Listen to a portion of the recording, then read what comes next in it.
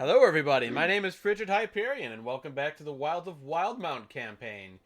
This will be the start of part 2 for session 40. I can't believe we're on the 40th session of this campaign now. Emily, take it away. You all begin your trek southward towards Nicodranas. What is our marching order? Edward in the back. Ah, Edward bravely volunteering to be the squishy backliner. I'll go in the front. Moonzik will be behind Brine.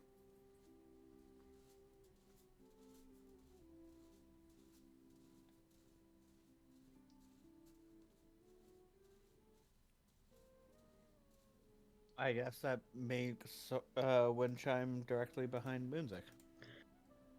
Okay. And then Soren in front of Edward. Perfect. I love that we're all like, yeah, this is fine, and not like, oh god, she asked us our marching order, we're all gonna die. No, I mean, we almost always do, right?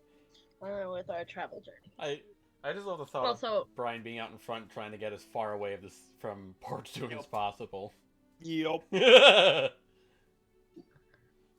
Just okay. This has all been a wash.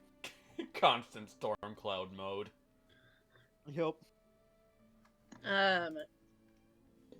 As you all begin your trek downwards towards Nicodranas, which I already said.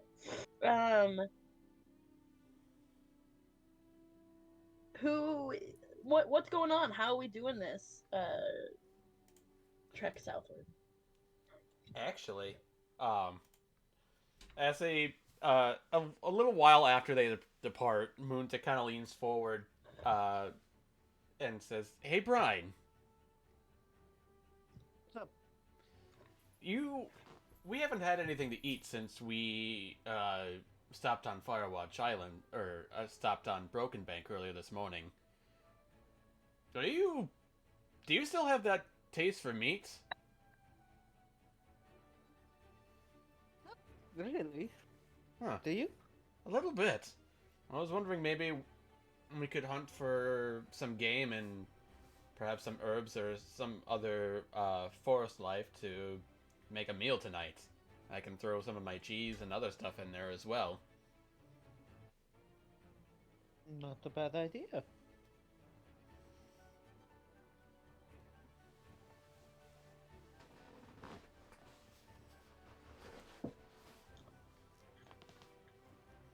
Sounds good. So with plans for a meal in place, you all continue.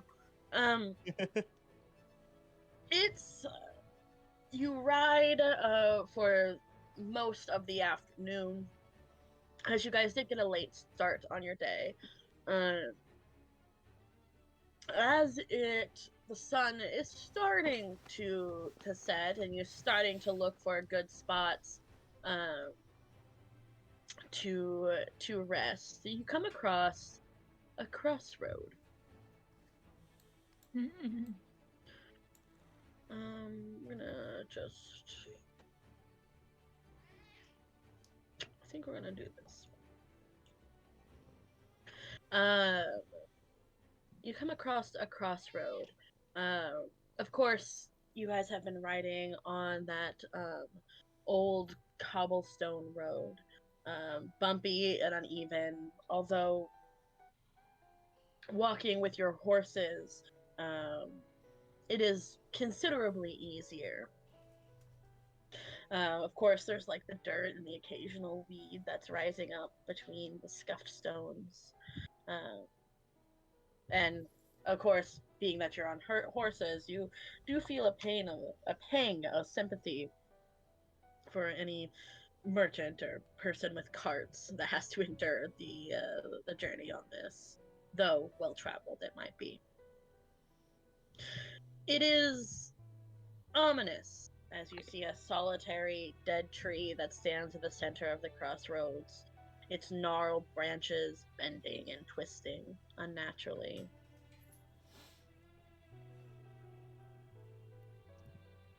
And yeah, you come across this area. There appears to be on the other side of the crossroads, there is a clearing off of the cliffside. Clearly a place where many people have camped. Equal parts green and brown. At the end of the field, the ground disappears and down into a steep cliff.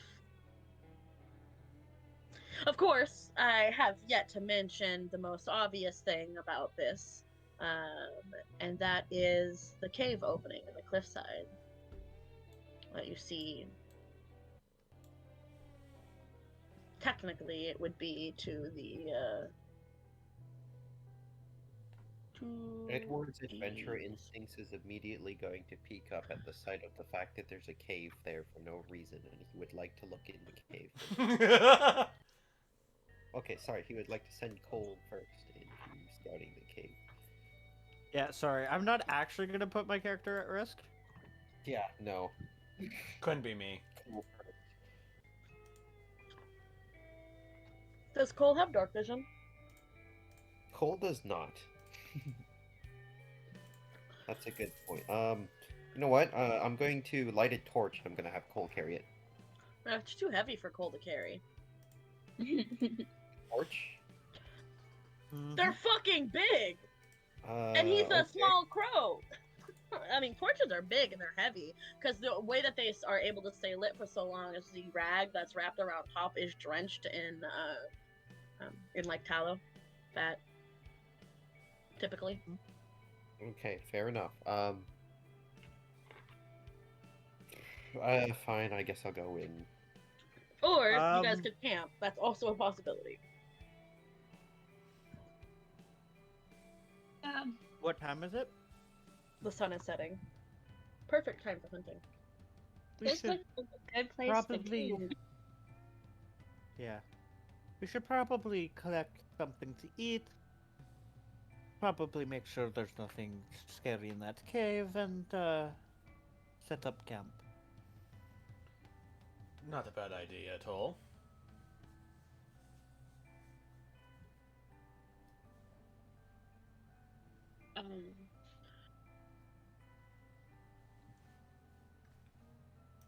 Windchime calls out. She's on fire wood duty, and she'll start the fire. Can I send Squishy in to check it out? Squishy does have dark vision. Sure. Although, as you make your way on the other side of the crossroads, Brian, you have a pang of familiarity.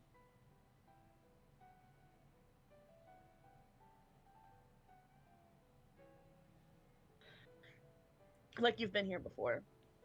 The gnarled, twisted branches of the tree.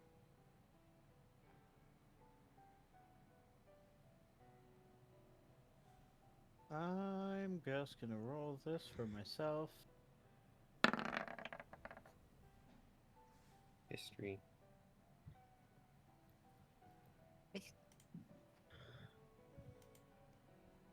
There's this weird feeling. Really weird in the back of my head. Ugh. Anybody know what species of tree that is? Nature check. Sure.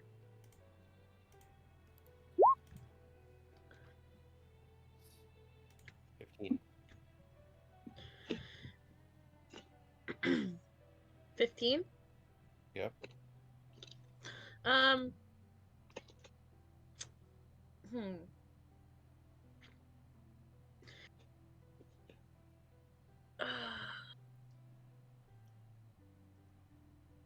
Not a high enough roll. Or...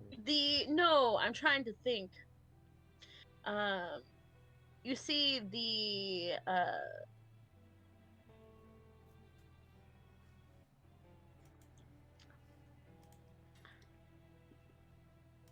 You are not familiar with the kind of tree that this is, and you are pretty confident in that knowledge that you don't have an intimate familiarity with this particular tree type. Does that make sense? So you know it's not one of the native trees of the area. But you don't necessarily know what kind of tree it is. That whole. Wait a second, I know the trees here. The fuck is that one? Is that the vibe? Yeah, yeah. You know it's not native, basically. Rough for a tree it is. It looks like it's seen better days. Is it alive? What does Squishy see in the cave? Because I still sent Squishy to do that scouting.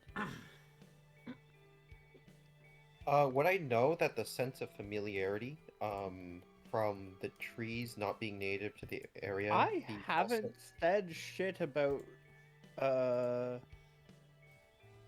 my sense of familiarity. Yeah, but no.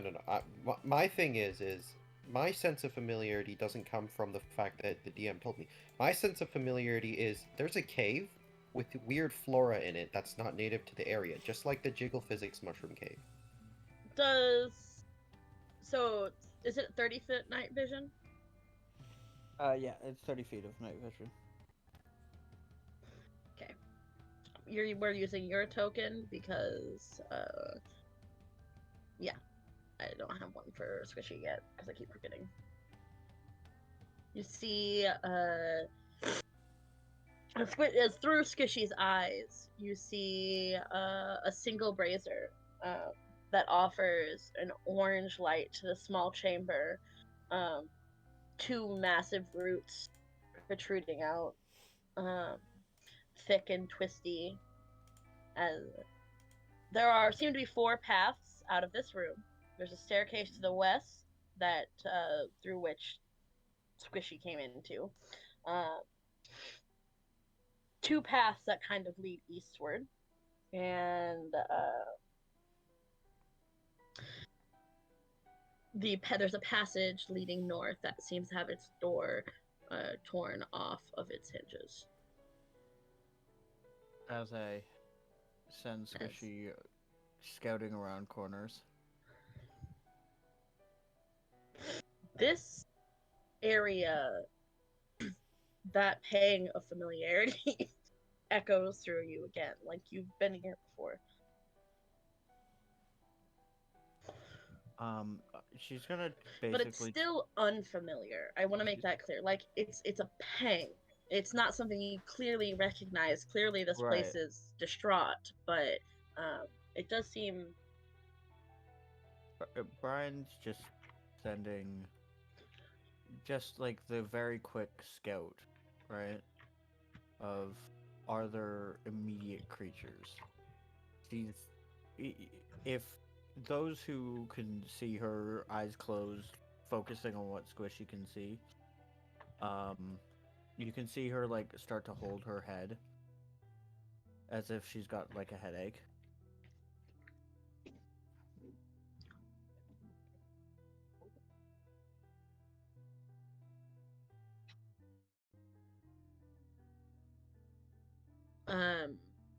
Before you keep going, I am going to, because I don't think anybody else can see your token right now, so I'm just gonna give people access so they know what's going on. Yeah. And I kept trying to click it. You kept moving it. Yeah, I'm sorry. I'm just for those of you who are wondering, I'm just doing the basic scouting, seeing if there's any enemies, and you should all be able to see. Yes. And the Brian token is representing Squishy. Yeah. Okay. As you through Squishy's eyes enter this room, there is a bright light, silver, blue, white. It reminds you of the moon. It blooms at the center of this chamber. There are these green notes that flicker like fireflies throughout the entire room. May I roll an There- Arcana check to figure Yeah. out what it is? You don't have to. Seeing this room, you know exactly when you remember seeing this. This is the portal that you went through when you first came to the material plane. Though destroyed and in ruins, this is the room that you came here from. I'm gonna recall Squishy to me, Okay. and I'm gonna snap back to everybody.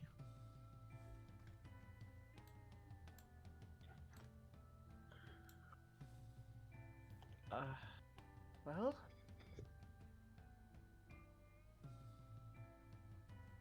been a long time since I've been here. What do you mean? I didn't know where this was, but this is where the portal that brought me here used to be. Really? That cave is full of doors and clearly in disrepair. Didn't see anything scary in there, but there's the remnants of the portal there. Edward, you might want to check it out. I'm gonna walk in and look like Not slowly. now. Oh. In the morning. Yeah, I suppose we should set up camp, rest for now. We're probably safe from anything coming out of there. Hopefully. We were going to hunt for something that's going to take up the rest of our daylight, right?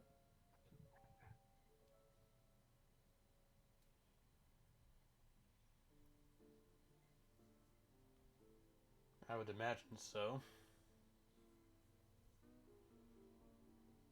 I wish Shorin was here. I would have made the joke of, we can see how my Eldritch Blasts taste.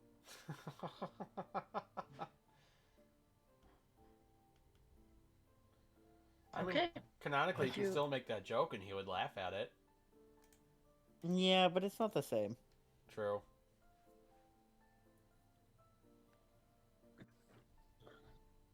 As Windchime begins collecting firewood to set up a fire, and everybody kind of separates and goes down the path that leads a little bit more to the forest to the right. The call of birds and insects as a wall of tree looms in the distance. The path narrows as it disappears into the forest, the weeds reaching higher along the sides. Nature is clearly reclaiming it. So, what is everyone doing? I'm going hunting with Moonsick.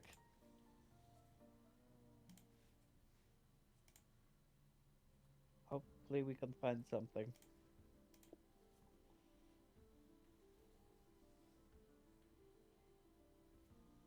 Edward? Edward is... Edward, I don't know actually. Edward is just gonna help making dinner. Okay. So,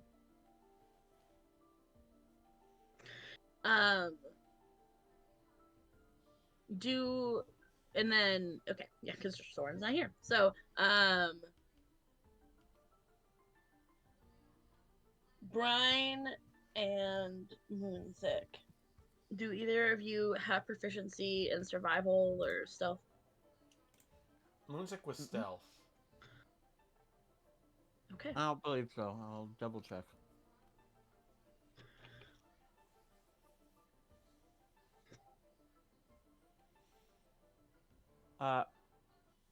Yes, and survival. Oh, This will be Really? handy. Okay. Then with your abilities and training, you do gain advantage on these rolls for hunting. Hell yeah. So that's nice. Both of you go ahead and roll me your stealth and your survival checks. Your perspective proficiency. Okay. 22. She is 22?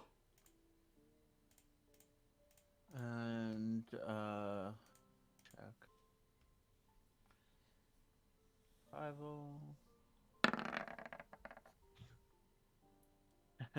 7. You have Oh, advantage. I have advantage. Yep.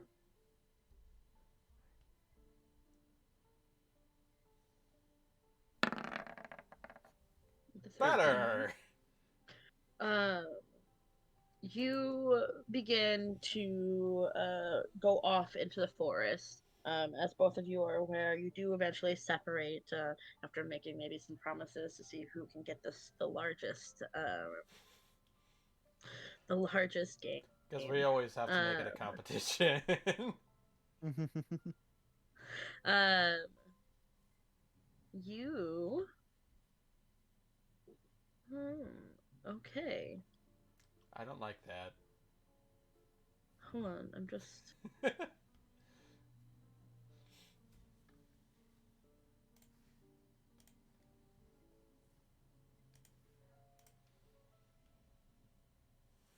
Your 22 is quite interesting. It's just a 22. There we go. And then you got a 13, which is that.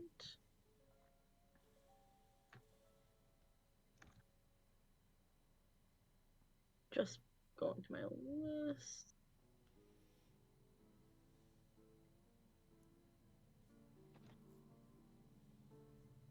Okay.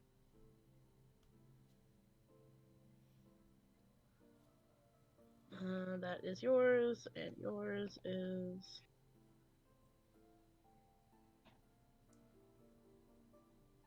Okay.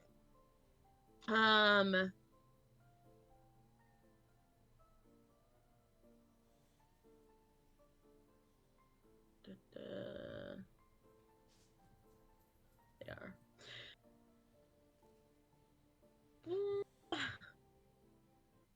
Then I need to reference this. Okay. So,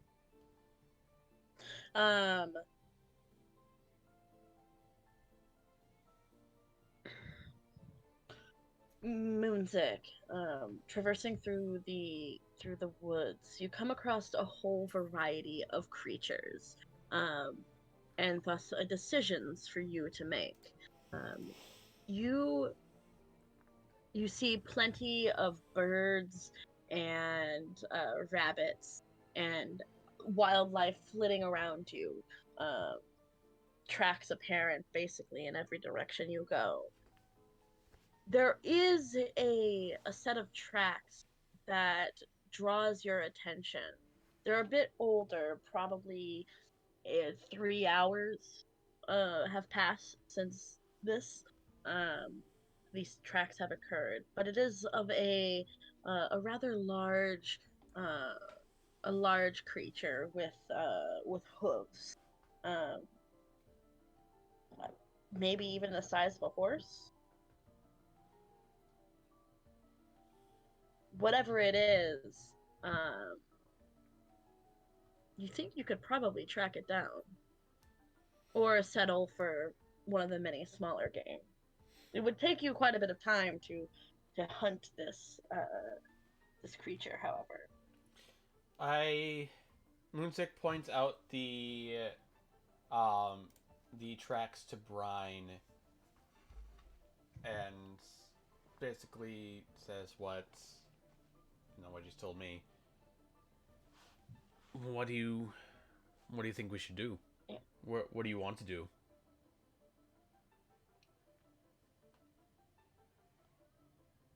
Thought this was a competition. You're going to take down the largest game, right? I'm not going to steal your tracks, but if you want to go after it,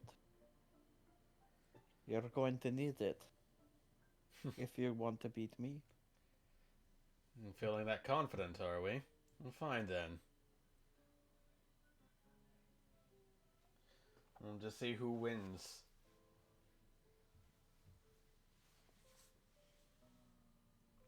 And good luck to you. And to you. And he'll go off and he'll track down that Those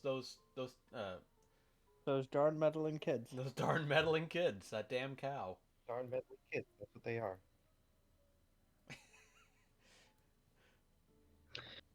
While he begins to walk off into the woods, Brian, you begin to do your search.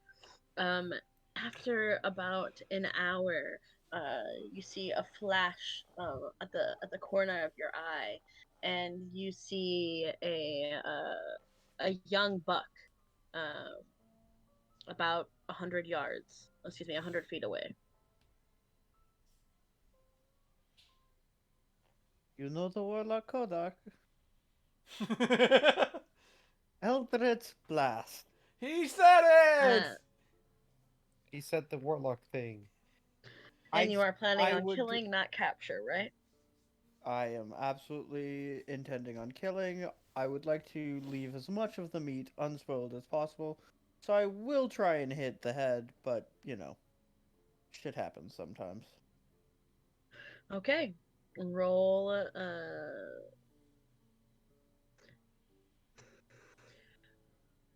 but in your Eldritch Blasting?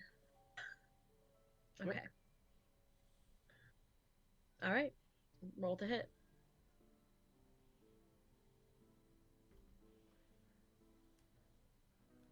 Alright. Eldritch Blast. Oh, I have to select a token.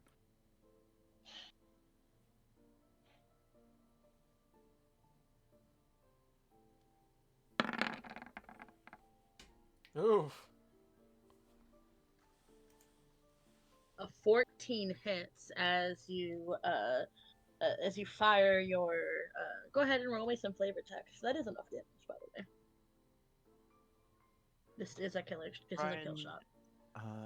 Just crouches down and takes aim and fires directly at the head of this buck. And it jumps right at the last second, so I don't catch it in the head, but catch it in the neck.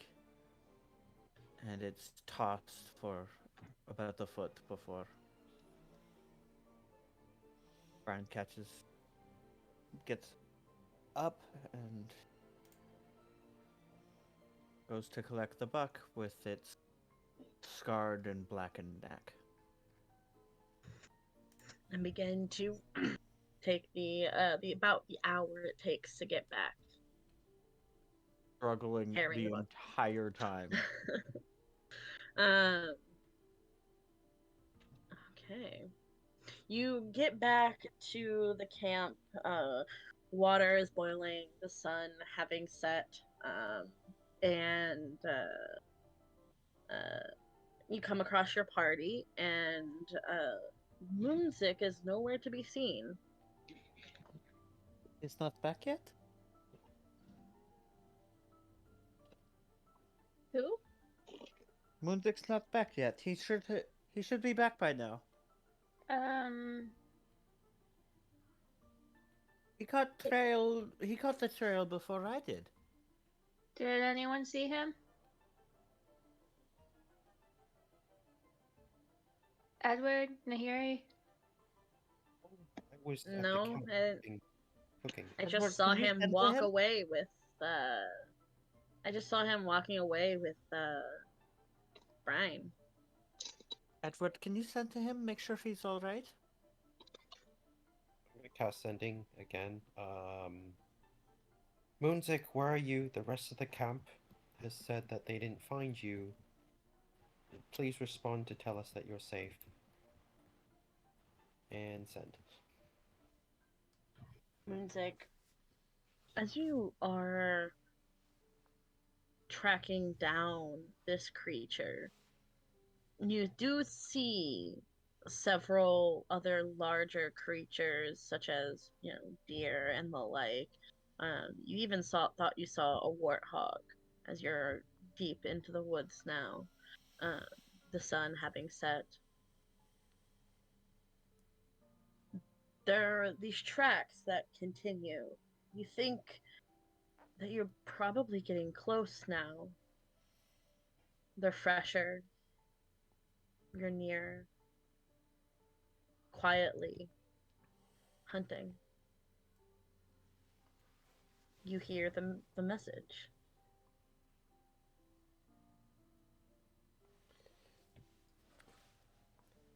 I am okay.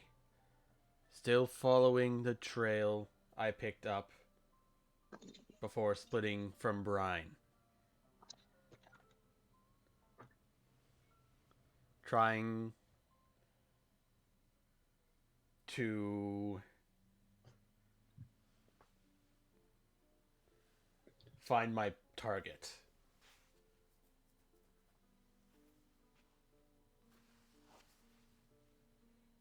I'm gonna turn back to the camp. He says he's okay. He's finding a target. I'm assuming he's probably hunting something big. Well, I guess, we should probably prepare for that. How about we, fire up a large pot of water? Maybe we can, make some soup or something.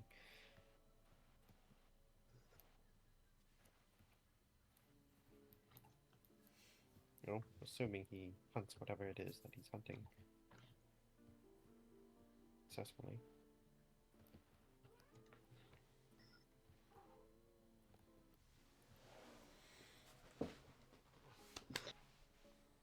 All right. You better should be be fine. okay. I have no doubt in his capabilities of, survival, at least.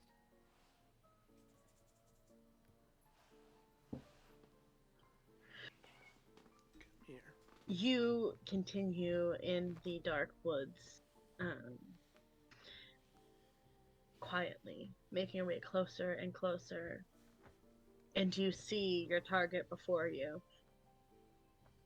A large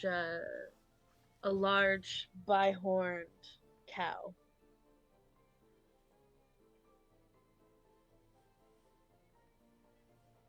An entire cow. It's a cow. You've been hunting a cow. It's just a cow. It's just a cow. I mean, still, it's a cow. It's a cow, yeah. Wild, you see in the dark, kind of gripping your blade for the vision. Yep. You see its strong rippled muscles. This thing has been out here a while, probably its entire life. It looks like it was Cow. supposed to be here.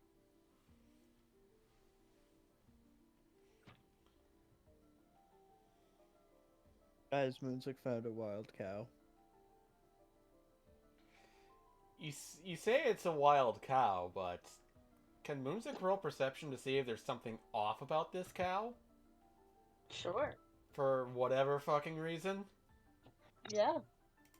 Making sure It's a I'm... menacing cow. Does it roar? Yeah. Oh no!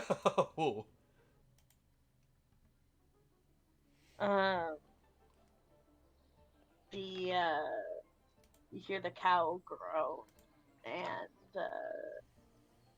it doesn't appear to be anything more than a cow. It is, in fact, a cow. Oh.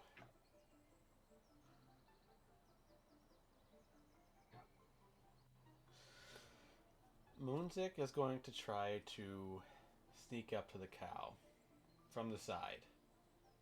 Okay. You're gonna get closer. Yep. Roll me another stealth check. Of course.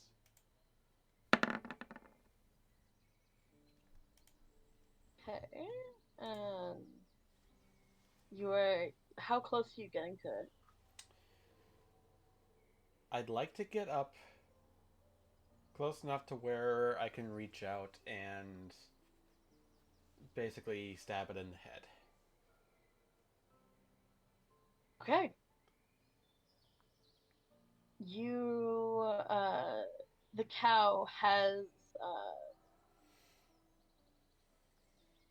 well, describe to me how you could do this. Keeping in mind that cows are prey animals, uh, and their eyes are at the sides of their head. The cow is asleep, correct? Like resting? Not currently. Oh. Okay, I was under the assumption that it was asleep. No. I'd like to think that I caught a glimpse of it kind of from behind um and saw a way to get to its side while still being behind a bush. Like I kind of saw it between trees with some shrubbery. Okay. Being no more than 10 feet away right now. Just a quick lunge and stab. What do you think?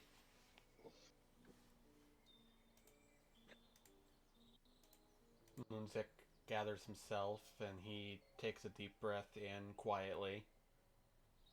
And he holds Grudge in his hand as he prepares to leap out and very, with as much coordination as he can muster, just lands a perfect shot into its head and end it quickly.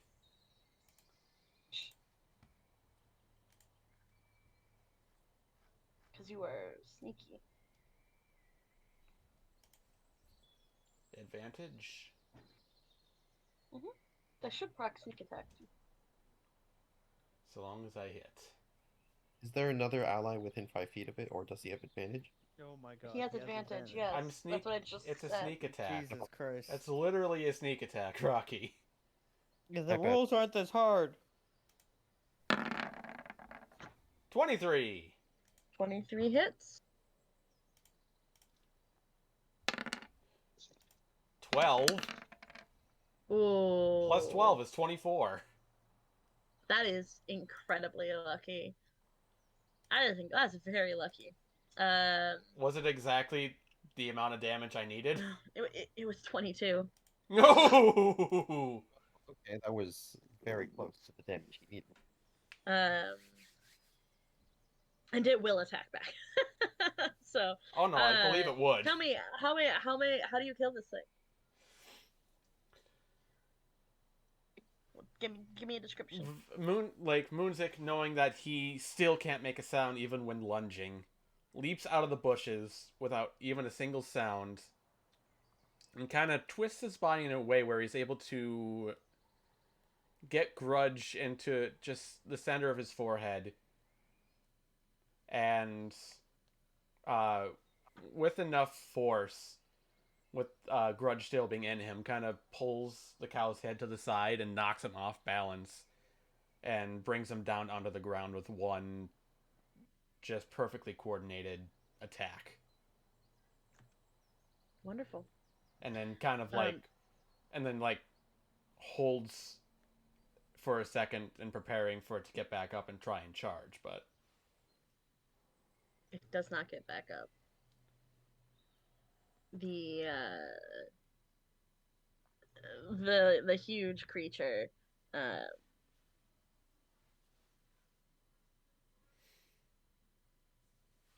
creature probably 2,000 or so pounds lays dead at your feet. It appears to be a male. well, Yeah, I mean, I would expect that. Excuse me, a 1,400 pound creature. I was wrong. Well, I've done a good job of taking it down. Now how the hell do I get it back to camp? The real questions, though.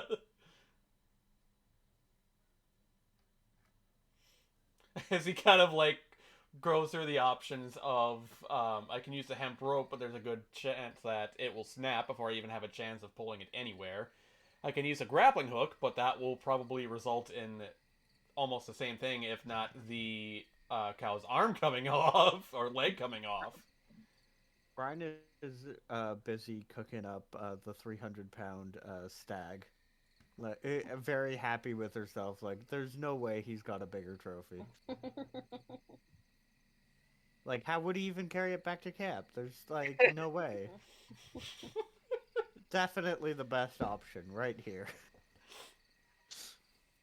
Sensing that he Now- probably can't take this thing back by himself, he thinks, I should probably head back and then let them know what happened so we can come back later for it.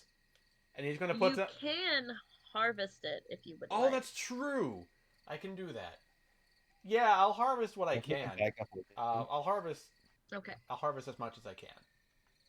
So, this to completely get as much of this cow as of processed meat. By the way, we'll do yours first. You have, you can spend up to 4 hours, Brian, processing your stag. You basically get one d8 pounds of meat per hour you spend. Well, it's pretty late, but I don't need to rest for that long, so I'll spend the full 4 hours. Okay, so that's 4d8 pounds of meat.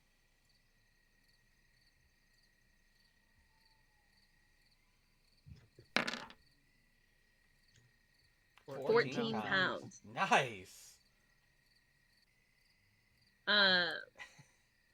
That's exactly average, by the way.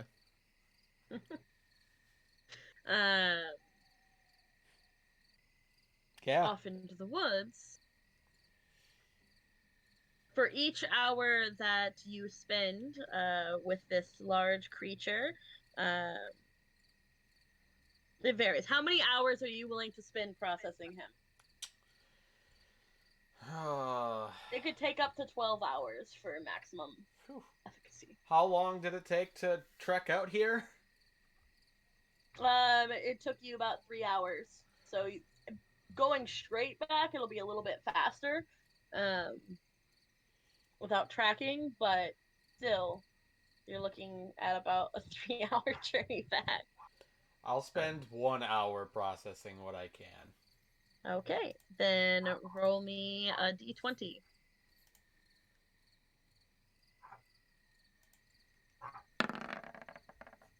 Okay, you get 9 pounds of meat. I mean, I won't get as much right now, but I mean, like, they can't deny that it's beef, that it's cow. You can, if you would like, spend another hour. But it's up to you. No, I'm gonna play it safe and only do the 1 hour and head back. Okay. Leaving the body of the great beast you have fell. Is there any other things you're processing or anything in particular? I know some people like the horns, for example. Does it take any additional time? No. I'll say the horns, yeah. Of proof of kill. Yeah. You lug your stakes back. And back to the camp. You arrive just about as Brine is finishing up with her preparations of her, medium-sized buck that she has currently hanging buck. from a tree. Don't you?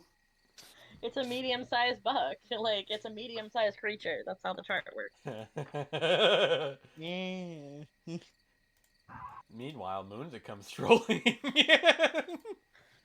Moonzik, bringing home the beef.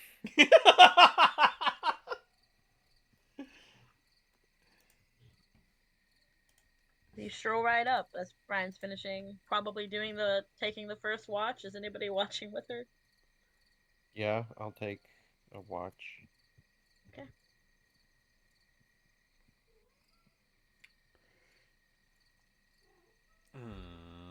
Got a perception check? Mm-hmm.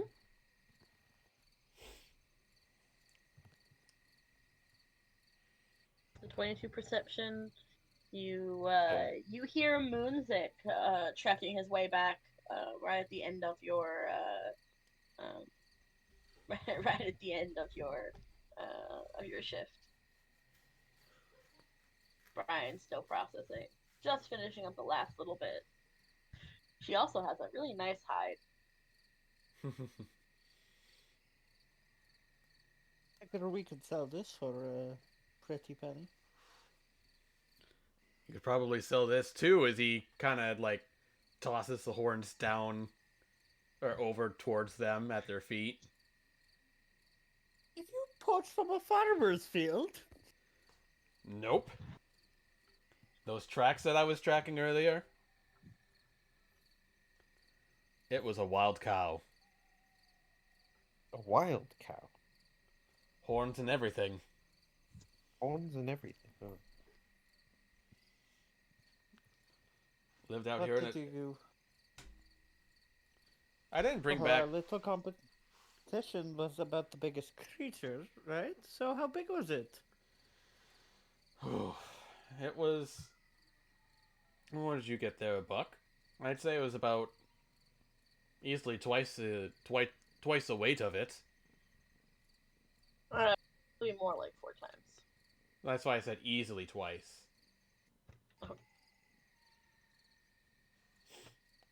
You Granted, must be absolutely rolling in meat, right? well, I mean, if we go back and grab the rest of it, we could be. I only grabbed as much as I could in an hour's time because I didn't want to worry you guys any more than I already have. Right, it did take you a while to get back. You had to butcher it there because you couldn't bring it, right? Oh, absolutely. Would you like me to help come with you and carry it back? It's really late, guys. I mean, I Bruh. hate to be a stickler for sleep times when, I don't really sleep, but Perhaps in the are morning. you sure you'll be able to go there and back and still get the sleep you need? It couldn't take more than too long. It couldn't take more than maybe like an hour or more. How I long mean, would it take? it did take me 3 hours to track that beast alone. Granted, the journey back wasn't as long, because... So here's the thing, right? We don't actually need to haul the entire cow back. What we need to do is, like logistics-wise, Pincer's I'm just going floating to cast disc. floating disc, and we can ride our horses to and back from that place. The floating disc follows me, Oh, and that's we can true. Through just carry thick all of it forest? back on horse. It's a thick Yeah. forest. It's a horse. I mean, like, sure, you can follow the path. I mean, the cow clearly got through, but It's a walking cow versus a galloping horse. there's a point to that. It is, if you're carrying the entire thing, I would make it clear that the creature is about, 1,500 pounds. I can only carry the 500 pounds, so 500 Right. carrying capacity. I mean, it would take at least a couple more hours to get more meat out of it.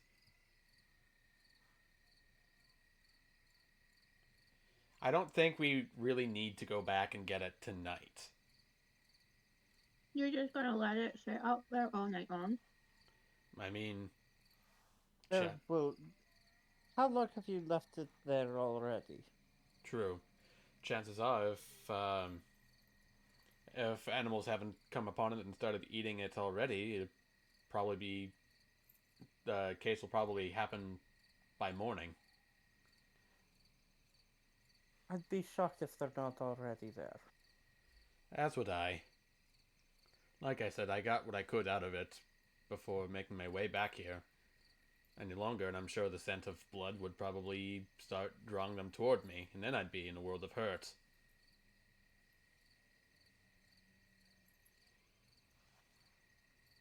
You know, at least depending on what stumbles across, but I don't want to take that chance anyway.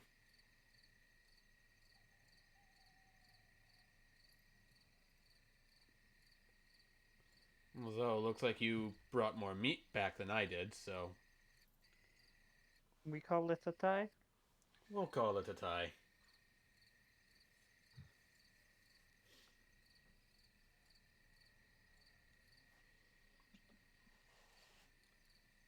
I'm happy that I'm evenly matched with the rest of my team.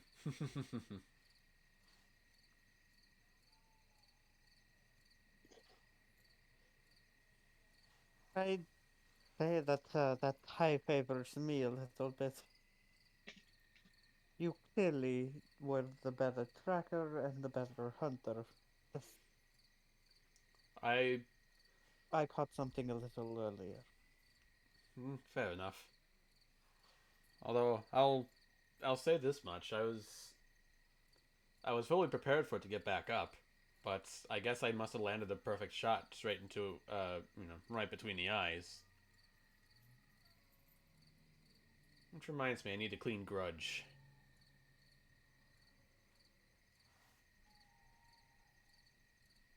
By the way, how does Eldritch Blast taste? You tell me. Yeah. Roll a 1d4 on and have 4 different flavors in mind. 4 different Eldritch Blast flavors. This one tastes like force damage. It tastes like vanilla. We're not sure why, but I think it has something to do with ice cream.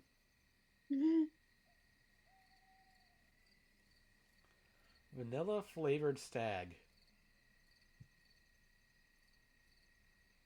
With a little bit of mint or something, it could be good.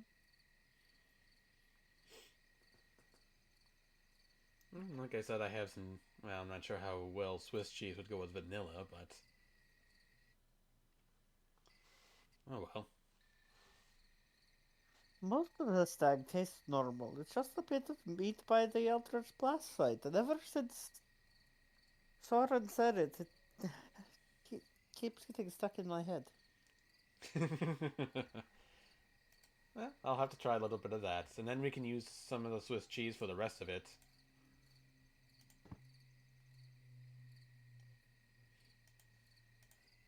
Seriously, I can't get enough of this stuff. Bellwether makes some fantastic cheese.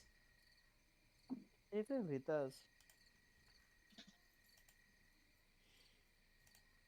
So you guys stay up for just a little bit longer, and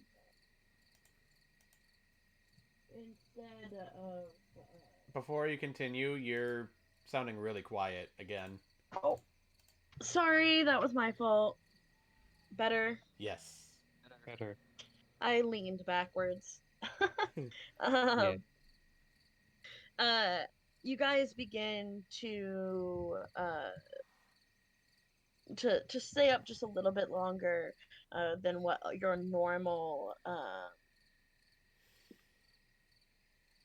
shifts are. Instead of splitting the night into 3 shifts, because you guys didn't know where Moonzik was, decided to split it into 2, and have Moonzik take the first one with Edward and Brian, if that's okay. Yeah. Now, as you begin to bed down for the second half and wake up your compatriots, um, that would be Nahiri, Windchime, and the late Soren. The Uh, late Soren. Oh, wait. uh, Yeah, he's dead He's just now. The thinking DM about a lot of confirmed that things. he died. uh, and Soren, as you wake up, uh, are woken up by your friends. Windchime, Yeah. time for your watch. Oh my goodness. I'm never awake at this point of the night. I totally understand. Nahiri says. Ugh. Um, she'll blink out the tiredness and like look around. Roll me a perception check. Her eyes are wide open.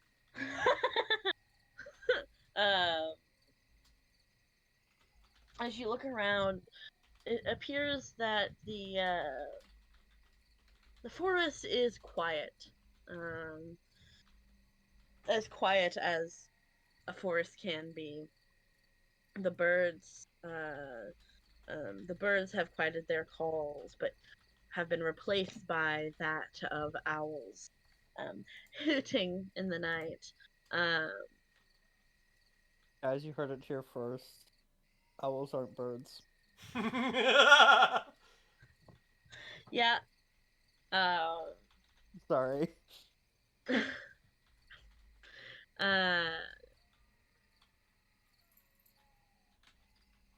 You hear the cry of wolves off in the distance.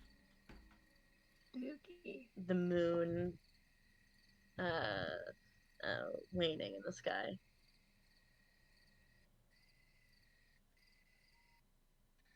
Mine's.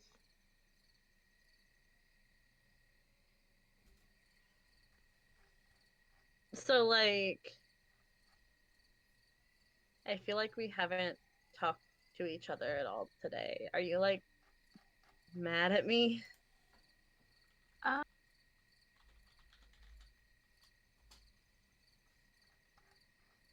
No, I'm not mad. Sorry. I'm not trying to ignore you. I'm sorry. No, like, I get it. It's just, I feel like we just had, like, a really heavy conversation, and we haven't really had a moment to... Oh, yeah, talk about it.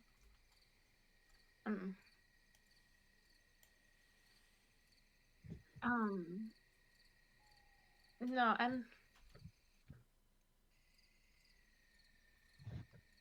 I mean, you asked me to stop doing what I love doing. I know. I'm sorry.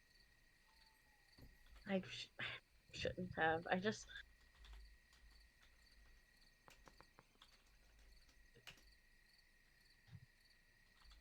I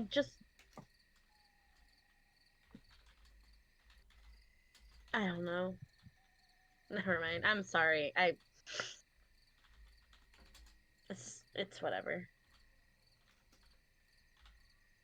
I get it. I understand why. I don't know how to compromise with it about it. I mean, what's there to compromise? I don't want to make you upset either.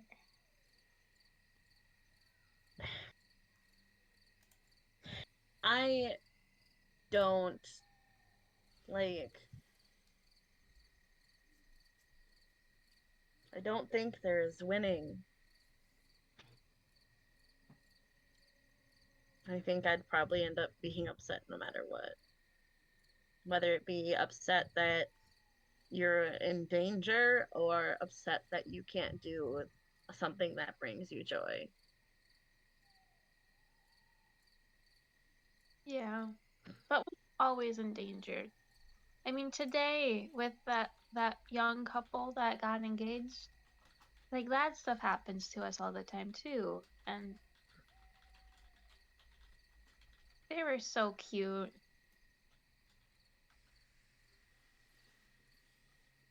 Yeah. They were.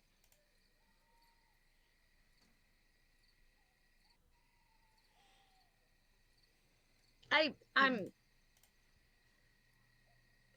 I feel like I just keep bringing the mood down, and like, I don't know.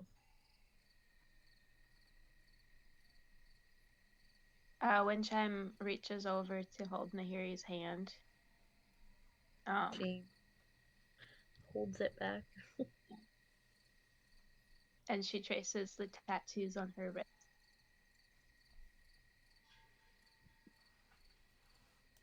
You don't bring the mood down. Like, I definitely want you here. I also want you to be safe, though. I know you can't protect yourself the same way I can protect myself.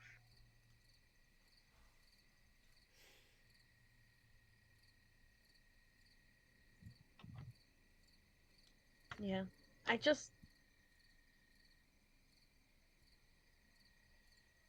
It makes me feel inadequate. um,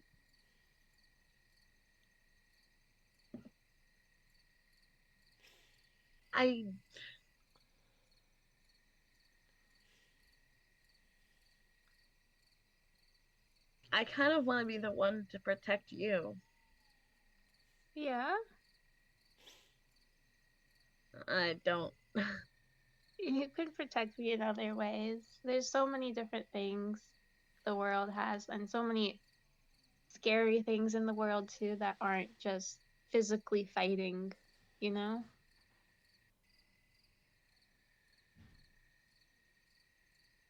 Like what? I don't know, like bringing, like, just like, you can defeat, like, scariness or bad people just by, like, putting a smile on their face. Or,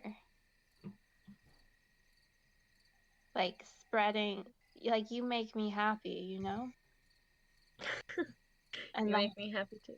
that makes the world a better place, just in itself. She does the lean on your shoulder. Yeah. I don't know. Yes. I'm happy that you're happy. I am. I mean, I know I kind of drag you around too a lot, and so I was wondering, like, if there's anything you want that I could, like, help you do.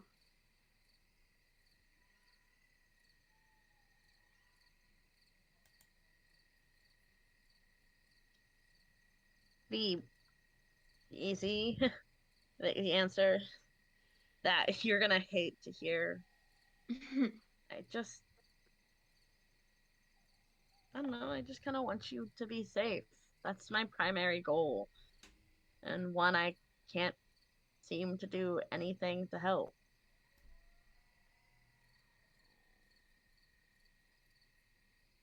I don't know. Outside of that, what do I want? I want to make it to Allfield. I want to meet your parents. Yeah, they're gonna love you. I want to, I don't know, get better at my art, maybe? These are all so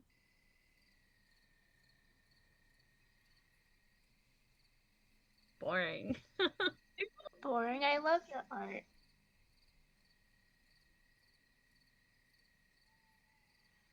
You you draw such amazing things.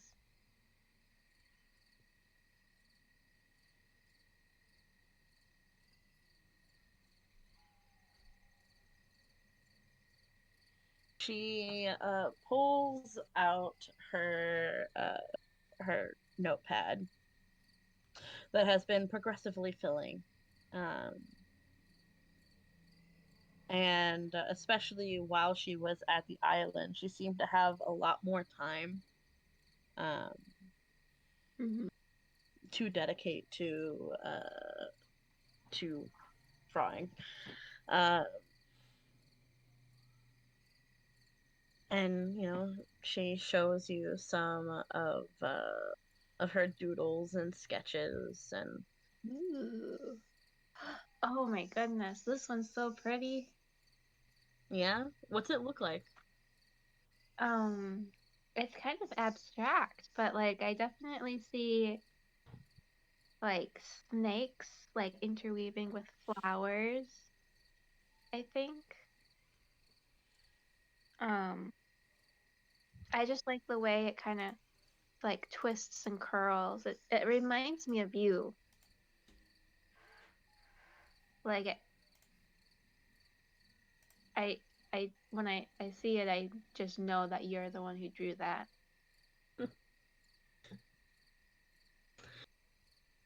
Thank you. Yeah. I mean, wow. Yeah, I would. Can I have it? I'd like keep it with me all the time. Wait, you want to keep it with you? Yeah. Yeah, just like I don't know. I just like having I mean, something. it's just a sketch. I mean, of course, yes, you can have it.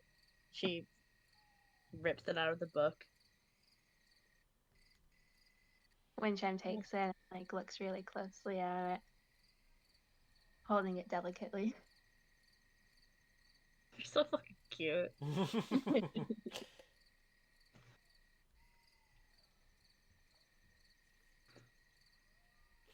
It kind of looks like one of your tattoos. I mean, I kind of took a bit of inspiration from it. Yeah. Yeah, the one on your shoulder, the back on your back. Like she turns it around and then like holds it up to her shoulder. Compare it. She Oh, like but kind of pulls. it's kind of different. Well, I mean, I can't exactly look at the one on my back, can I? But it is supposed to be a little different than that. Mm. I don't have any tattoos. Do you want tattoos? I think it would be cool. My mom would be so upset with me though. Why? I mean, I get it, but why? I don't know. She would just she doesn't want me to like ruin my skin or anything because I grew up and it was always such a big deal that I didn't look like anybody else in our village. And she always said, "You are the most beautiful girl in this village, Wincham." But I'm sure she was right.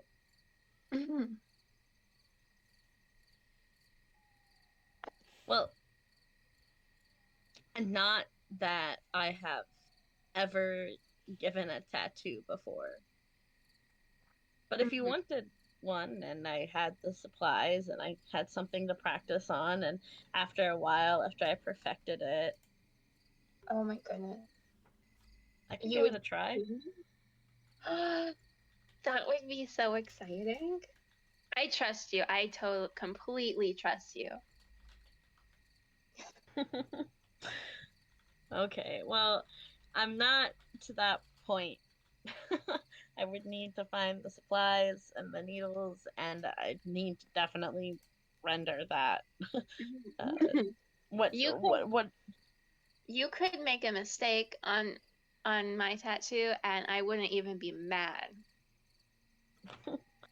I wouldn't want to make a mistake. I'd want it to be perfect.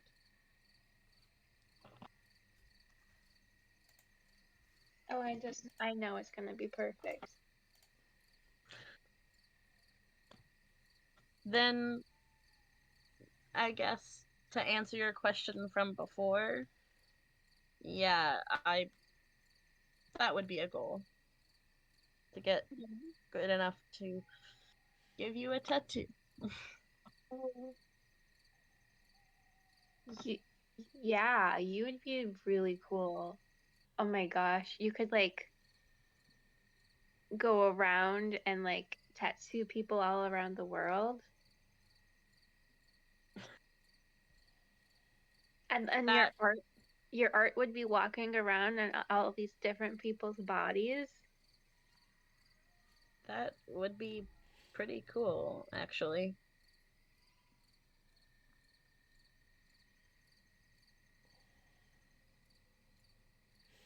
I guess, like, I've never thought about it before. Not really. Hmm. Huh. I kind of, like the idea. I don't know. I'll have to think about it some more. Yeah, of course. I mean, yeah. No, I think you'd be good at it though. You should definitely give it a try. The next time we get to, we're gonna get you tattoo equipment.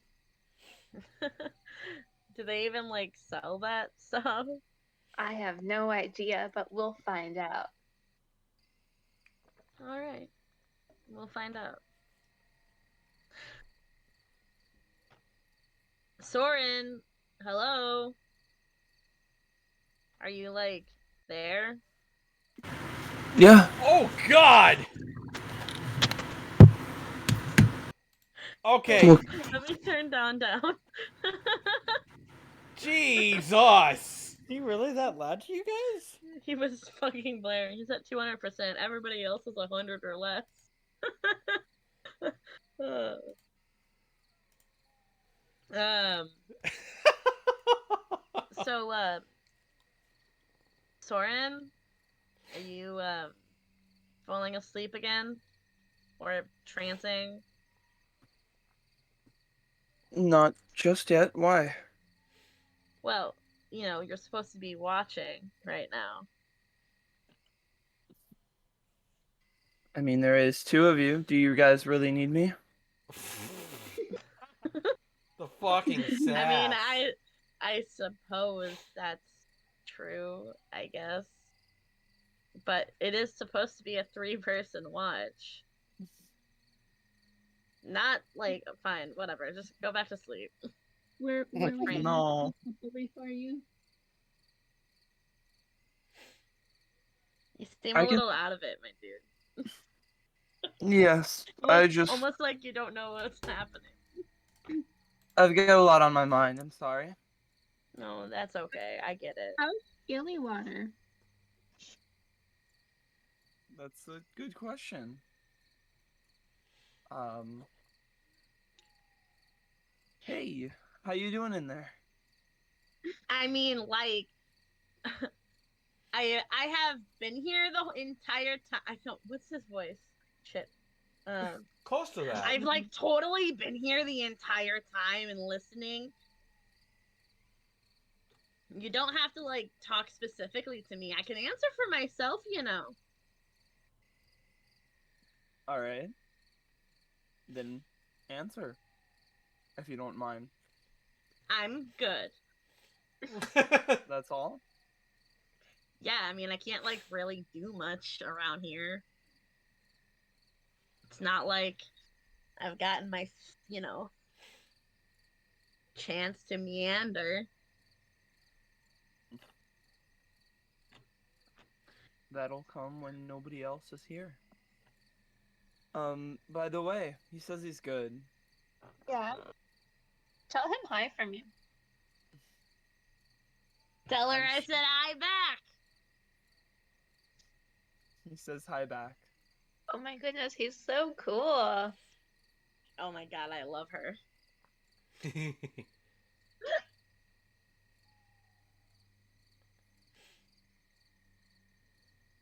Wow, it's so weird that I feel like I really know him without ever having talked to him directly. Oh. She is so right on the money.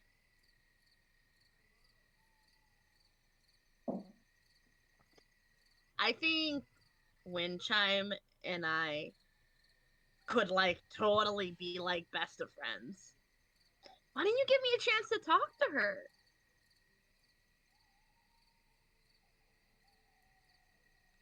You know that he is pushing, like you can feel his soul like pulling at you. Can you guys keep a secret? What?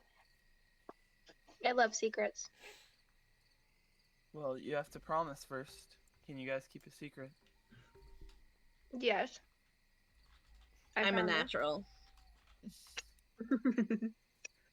I don't know if it's time for me to let the rest of the party know this yet. I kind of wanted to wait until I had some physical evidence or proof of it working, but Yeah. it seems as if both of you want to meet each other, so and he is going to release the reins. You see Soren's body just go like relax for just a second before bolting upright and now standing. Mhm. And he walks over to you, Windchime, with purpose. Mhm. And Hello. uh, he says, "Oh boy, it's really good to meet you in person." In Mhm. Soren's voice, but it's accented weird, as if um, it's much more animated than Soren, Mhm. and a lot more nasally. Um, Mhm. oh, I'm so happy to finally meet you in person. Oh, I've been with you basically this entire time. Probably like, oh, it's been like almost 2 months now. Getting Mhm. crazy. Winchime blinks and is like, "You're not Soren?" Nope. Gillywater's the name. Pleasure Oh, to meet you finally. So that's why you went oh. out the other night. Are you? You see you see Moonsick peering out from the tent. Oh. Actually, it looks like before he had made eye contact with Soren as Gillywater as Soren, uh, Mhm. before he had made eye contact with him, it looks like he was walking towards Brian's tent, Mhm. but had to quickly course correct. Like he was walking unsteadily. Like he was walking and then got distracted, almost. Like before he said hi to me. Roll me an insight. Okay. Okay.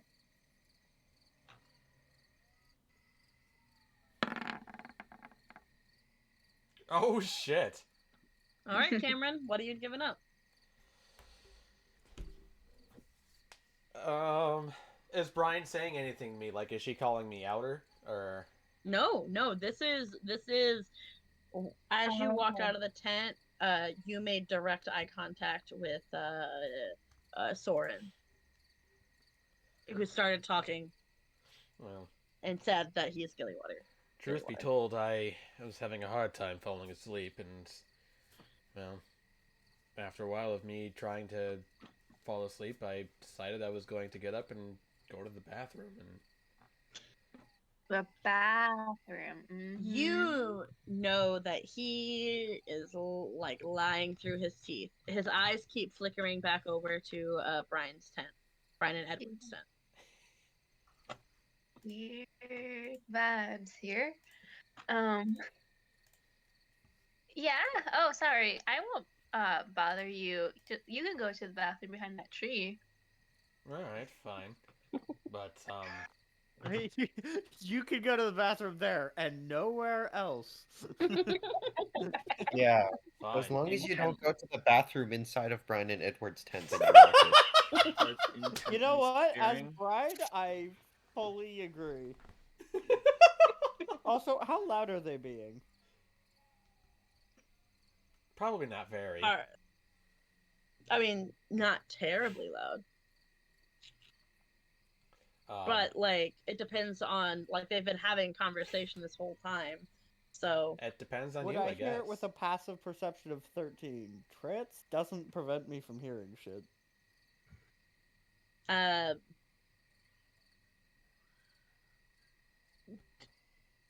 do you have you been listening to this whole conversation, or have you been mostly zoning it out?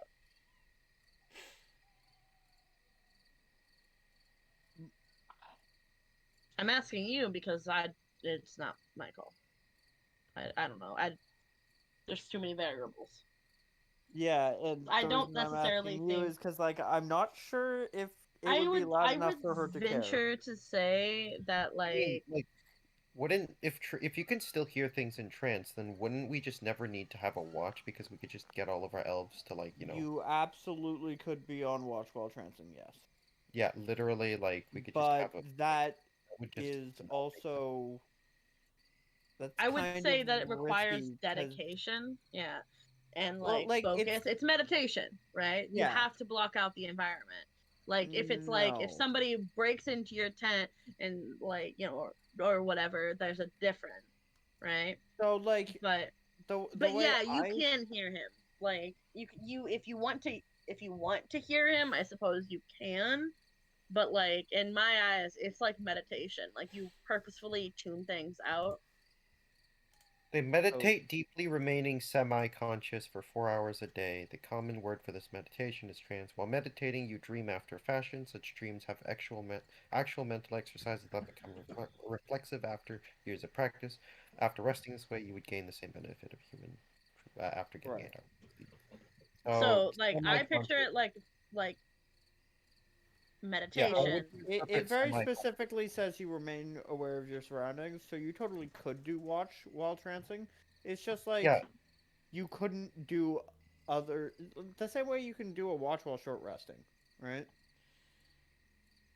yeah, but it's semi-conscious. How does the GM want to interpret semi-conscious? Okay, so my thought process is you are meditating, which means you're purposefully tuning the world out and you're very, very practiced at it. If if something comes into your immediate vicinity, then you can easily, without question, rouse yourself, right? But that being said, you are actively trying to tune out the conversation. Right. That's very purposeful. Right. And that's the entire point of meditating. If there's a loud noise, if something happens and there's a big shift, then sure, but like you are meditating. I don't know how familiar you necessarily are with like meditation, but like I can. Yeah, it's a very that's an interesting talk we can have at a later time. I Yeah, was our already GM on the fence about like the even rule being we able can to roll. hear this. That's it. And I'm not even sure I want to hear this, so I'm not going to. Okay. Unless you told me I did hear it. Which I don't think you did, so. Oh, back to the conversation. Gwynchime just pointed out a tree for you to piss behind. All right, fine. I will. My ears are sealed. What? I won't listen. I actually didn't understand what you said. My ears are sealed. We're not listening, so. All right. Well, I'll go. Then I'm probably going to stay up for a little bit anyway. Um, Oh yeah, admittedly, you can join us by the fireplace. I'd love that. Music will go and piss behind the tree. Performance anxiety. Just kidding. So, anyway, it's a complete and total pleasure. You're distant again. It's a complete and it's a complete pleasure to finally be able to shake your hand with Soren's. Mm-hmm. You got a mighty fine grip there. Oh, thank you. See, Soren, I told you, she really is the best. Aw, you flatter me. Oh my goodness. So, Mm-hmm. I How's don't it really been? know what else to say. It feels I don't- fantastic. Oh, so good. The heat Yeah. of the fire is a new experience. Haven't felt that in 200 years. Oh wow, that's a long time to be alive. I wasn't really that much alive. Is that you? Just like in a sort of semi-conscious state. Kind of like Mm. trancing. Oh yeah, I wouldn't know what that's like. I mean, Um. I suppose the only one of us right now that would know is Soren, and he's somewhere else right now. Oh, he's here. Yeah? Does he talk to you? Like, is he still like, Oh, he can. He just sometimes chooses not to. Isn't He's that right, Soren? gonna whisper no.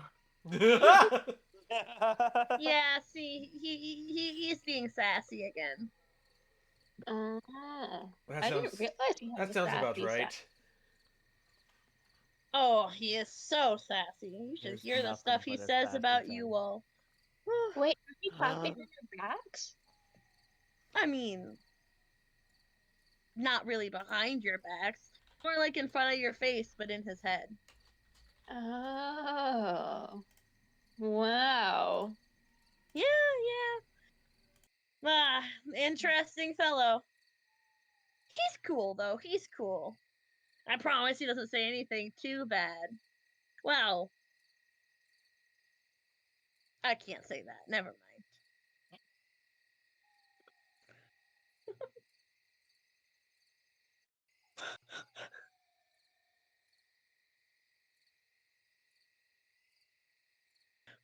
I tell you what, though, it does feel really good to have a body. Oh, yeah. What's your favorite thing about having a body? Eating. Oh yeah, I like eating's such a good one. Did you have some of our stew? I think we still have some left. I would gladly take some more.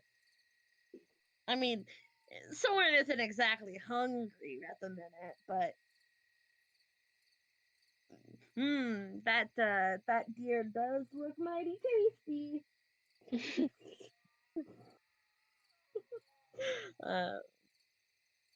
See, he eats another bowl of food, feeding for two.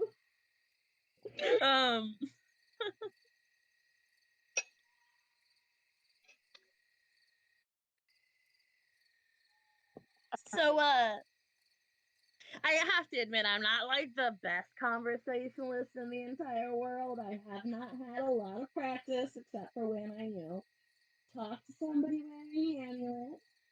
Mm-hmm.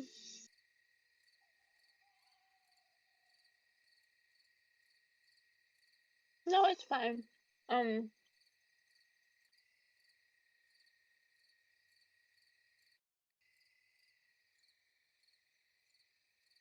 We were just talking about tattoos and stuff too.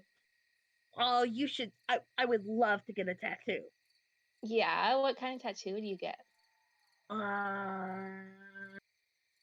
Well, I suppose it isn't my body. So I probably shouldn't. But thanks for the offer, though. I, definitely did not offer to give you a tattoo. Well, the point still stands. Well, if she did though, if she gave you a tattoo, she'd be so awesome at it, and it would be the best tattoo ever. Oh, yeah? Mm-hmm. Well, maybe when I get my body back, maybe, maybe I could get a tattoo. That would be really cool. I've never gotten a tattoo before.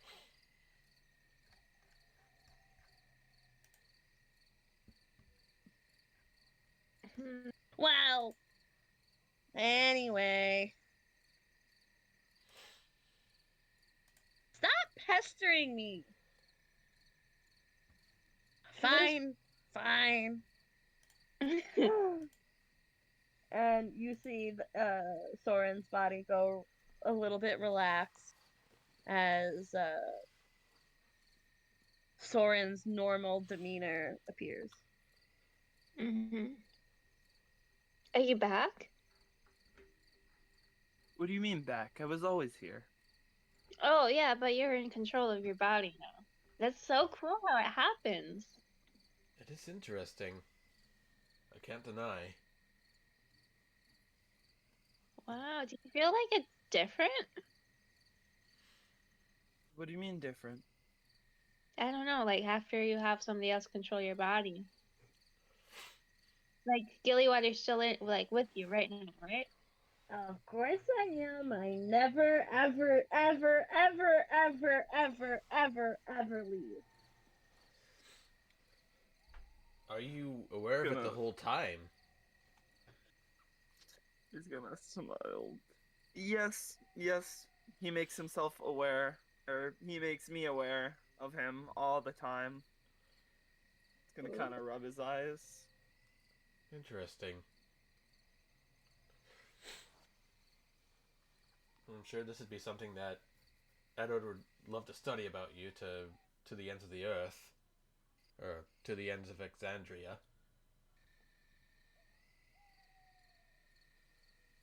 Yeah, I think you can definitely tell the rest of the party. Like, no one's gonna think it's too weird. Is that so? I really thought you guys would be a little more.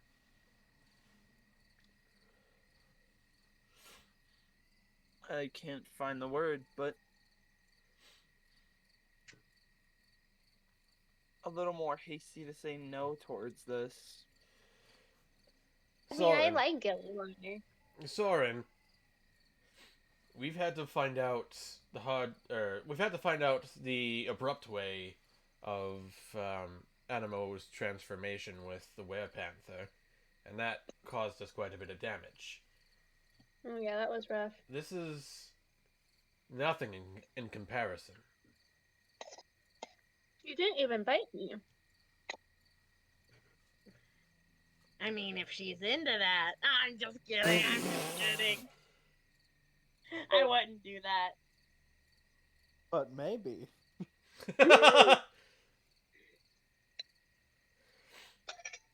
But so long as you're happy, so long as you're okay, we'll accept you for who you are. For who I am, huh?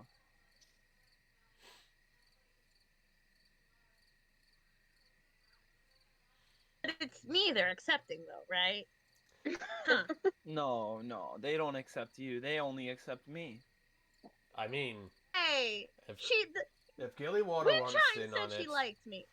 technically Gilly Water's the consciousness and part of this. I can accept him. Soren's gonna motion for him to cut it out.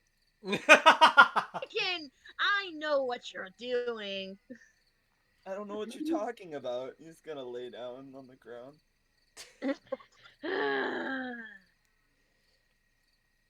It's good to be accepted. That makes two of us. I'm really glad you joined our party, Soren. I I'm am really too. glad you guys can have me. It's not every day I come across a team of such welcoming people. Yeah, We've I think you just fit right in here, though. we've all gone through our respective hells. I feel like being in this party is more or less a kind of nirvana. I'm not worried about anything when I'm with you guys.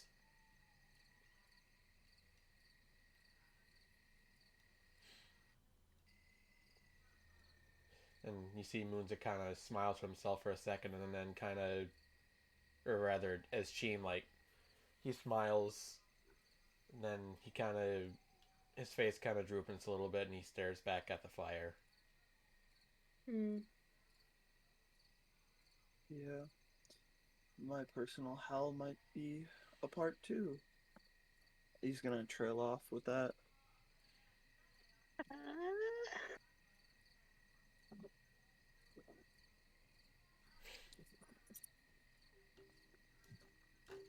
On a lighter note, have you guys seen anything happening? We are supposed to be on watch after all.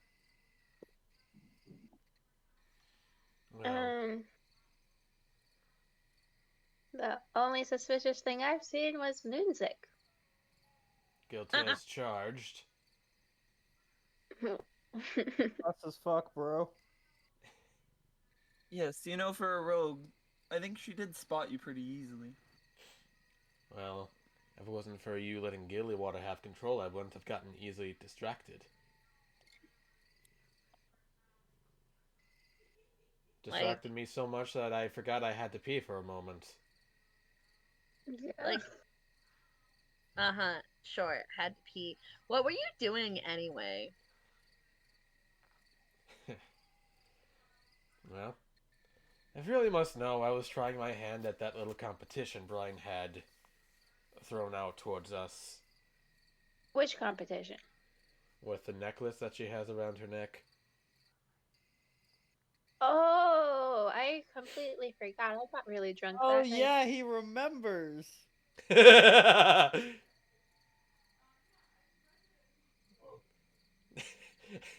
I was Brian really says from her tent. Brian is trancing. You just hear that from the tent, nothing else. Yeah.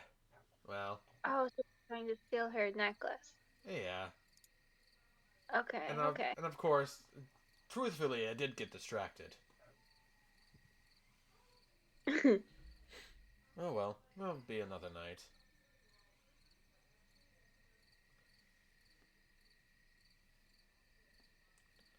I don't know. And I was also being truthful when I said I couldn't sleep. Yeah. Were you having bad dreams? Thankfully not. After the last bad dream I had, I'm not sure if I want another one. No, just a lot of thoughts that's been going through my head, that's all. Mm-hmm. And that and paired with the thrill of actually being able to take down the that cow in one swing, as I still have a bit of adrenaline running through my system.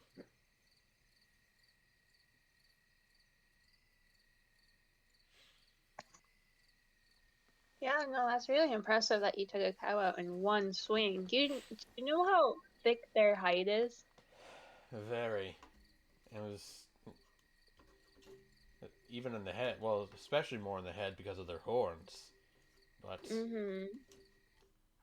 and he's gonna bring Grudge out, or he's gonna like unsheath Grudge. This little one comes in handy in such a situation. What do you mean, grudge? The dagger. Oh, you named your knives? It's what the name had. Huh. He didn't name it.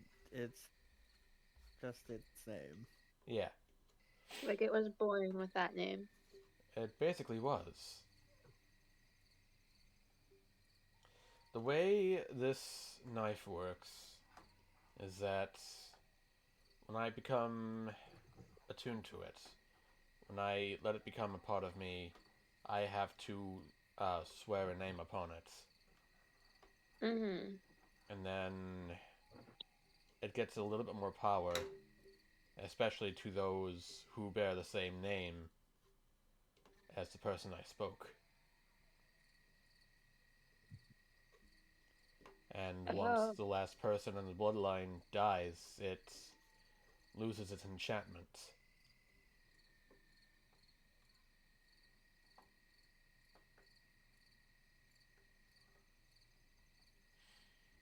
That seems dark. It is a little bit.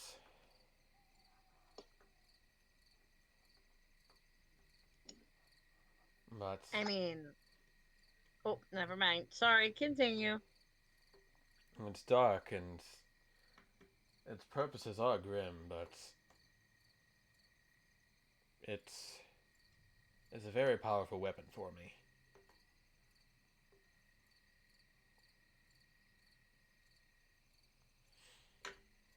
So, like, not to ask the like totally obvious question that I guarantee is like on everybody's mind, but like, whose name?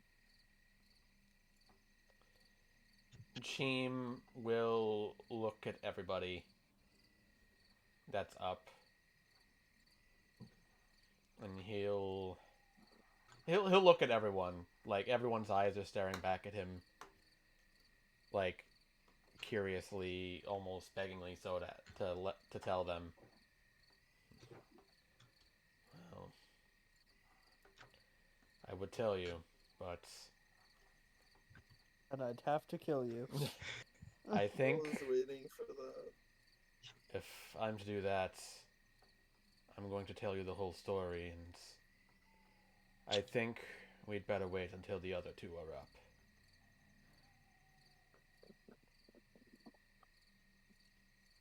And he gives everyone a very serious expression.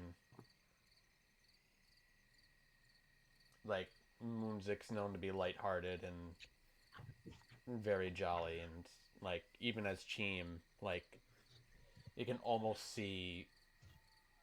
You can almost see Moonzik through the disguise of how serious he actually is.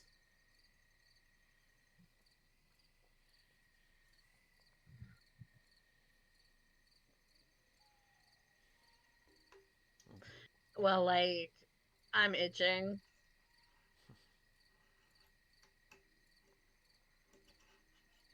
to Well, know, that is. I'm not actually itchy. I know. Anyway, sorry. That was I don't know why I said that. You want to go wake up the other two right now, don't you? A little, yeah. Not that we have to. I'm just saying. Well, The itchy analogy got me. I'm sorry. I keep talking. is that Nihiri or is that? Yeah. Oh, Okay. that's Nahiri. I'm Okay. so sorry. I was gonna say it Their sounded. voices are a little similar. I was gonna say it sounded like the other guy for a second.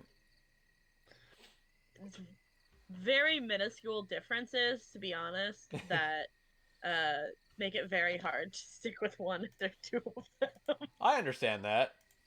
As someone who practices voices way too often than he should, I understand that.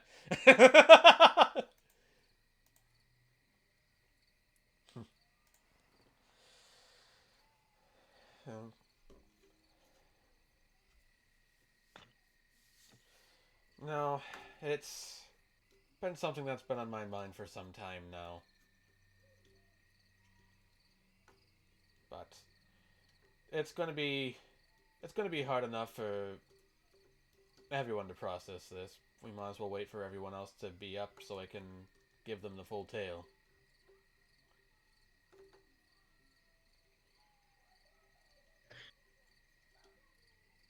Serious question for you, Cameron. Is he not taking a long rest?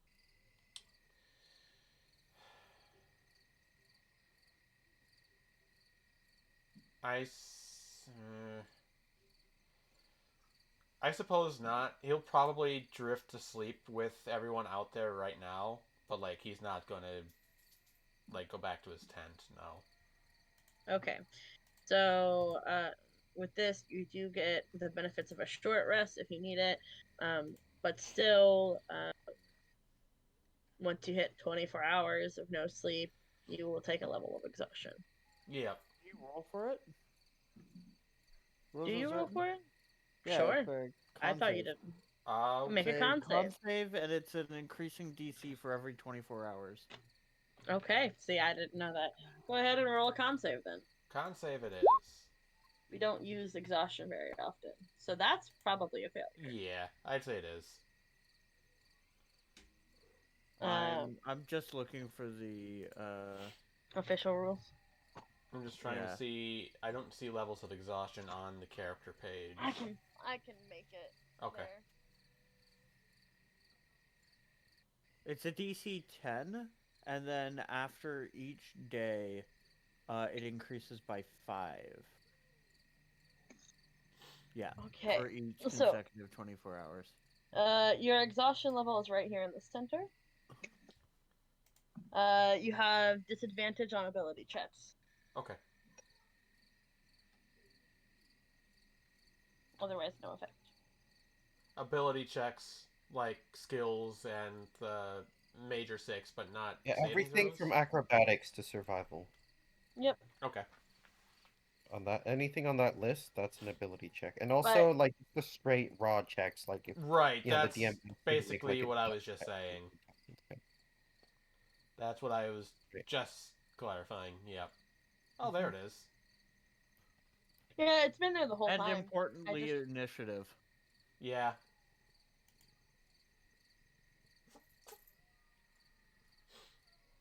Initiative Yep, it's is just a dex technically. check. Yeah. It's just a dex check.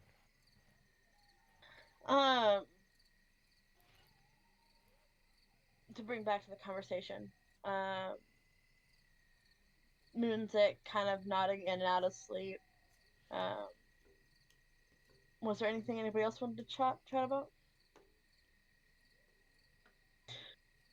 Then we will go ahead and start the next morning.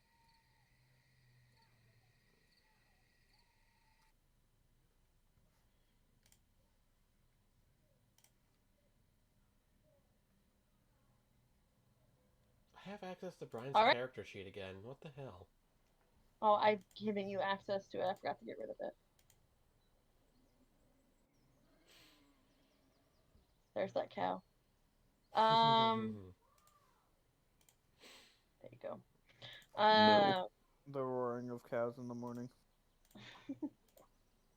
Cow. Singular. I hope not the roaring of a singular cow. Zombie cow. Oh, that gives me an idea. No! No, I'm kidding. You all begin to dampen the fire for the day and have breakfast already ready to go. I suppose. What are we cooking for breakfast? There is beef available, 9 pounds of it. And quite a few pounds of venison, too.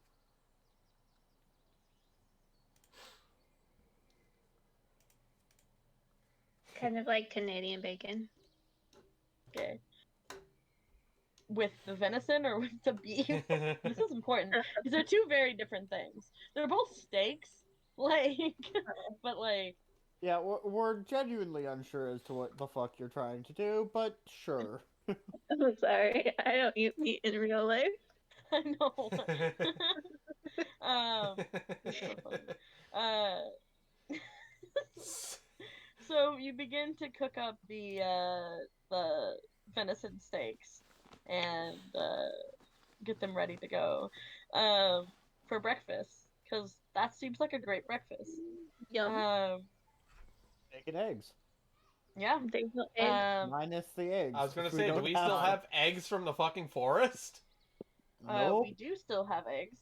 Oh. What? Oh, never mind. Oh, we can make eggs. Well, Soren's you have covering his bag. Which, by the way, I need that check.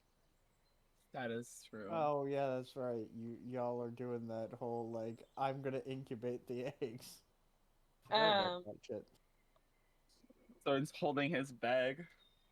Not my eggs. By the way, when Brian gets up in the morning and sees like all of you out there,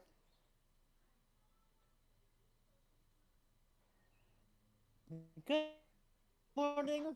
Good. I'm sure nothing happened. You guys didn't wake me. Nope. Nothing happened at all. Good morning. Night's rest. Yeah, should we get breakfast going? It is going. It's ready. Oh, already? Yeah. I'm usually already before you guys. I guess I Well, did I was stay up thinking late we last night, we but... should go into that cave, you know, explore. That cave that we totally didn't get to dig into yesterday. Yeah, if you want to... I did suggest that you might want to take a look. It's interesting. You might see some portal stuff. Or whatever.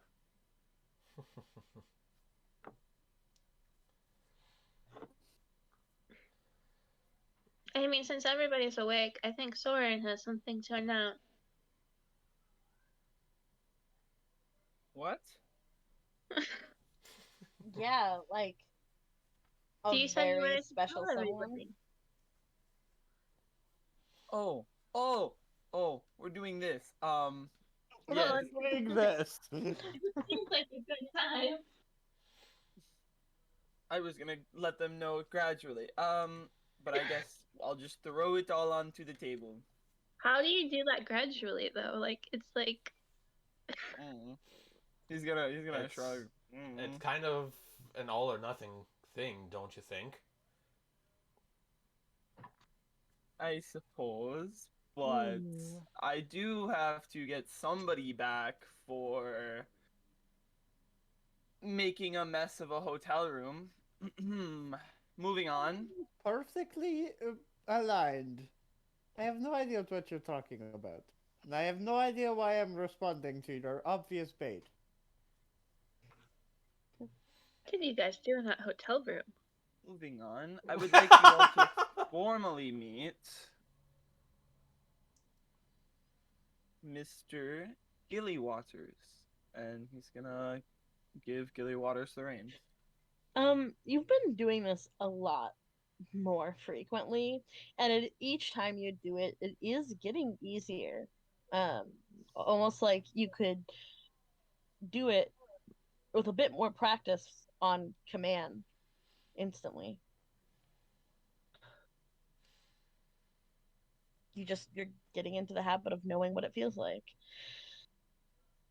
Soren's body goes relaxed for a second, not like to the ground, but that his shoulders drop, right? As he almost looks like he's gonna fall asleep, or that he's in a really deep trance. And then with a whole ball of energy and far more movement than is normally given. It actually, the contrast is pretty stark uh, in just sheer body language. Uh, Before, it almost felt like Soren was quick, yes, but each of his movements uh, were pretty rigid. Like it wouldn't be uncommon to see him being completely still for hours on end, moving nothing but his mouth. Um, Uh, we talked about that. Don't even. Uh, but in the past, like you haven't really noticed how stark that difference is to when suddenly he jumps up with like a ball of energy and he is making almost exaggerated movements with everything he does. And there's like a lot of like, flicking of the wrists and uh, almost bouncing um, as going up to Brian and Edward, you see Soren stick out his hand and say, Gillywater, nice to finally meet you. Face to face. Or face to Soren Wait, what? face. I'm not really sure how this all works and how I should call it, but regardless, hand out. Oh, I know who you are. You're the one from the necklace I examined back in that cave. Exactly. Brian So, takes his to make hand and just goes, "Nice to meet you." Uh huh. this Shaking your hand. person behind. This is the person behind the necklace, so to speak. How? I have many questions.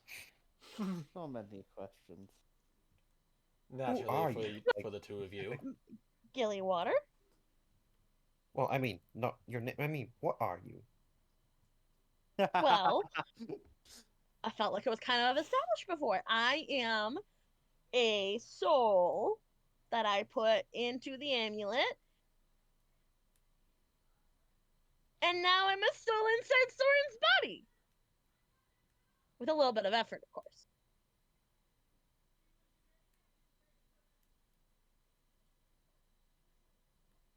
Okay, so were you like trapped here against your will? Were you like, I thought we've talked about this before.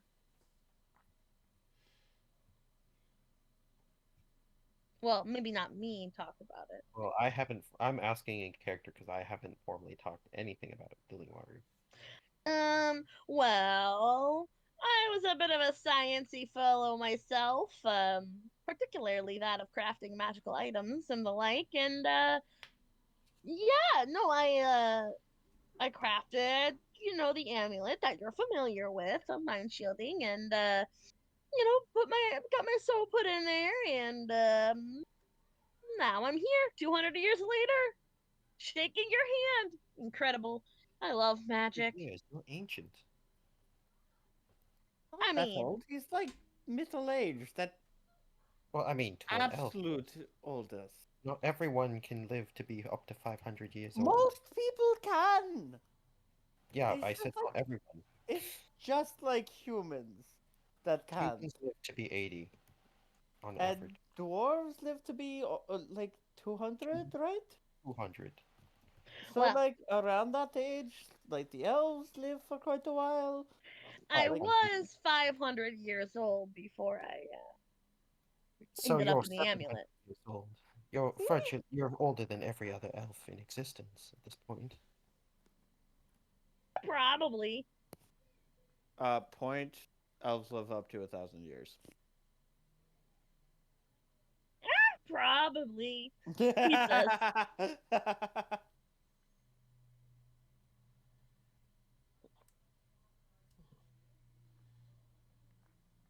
Well, after that formal, okay, fine. And he goes to limb.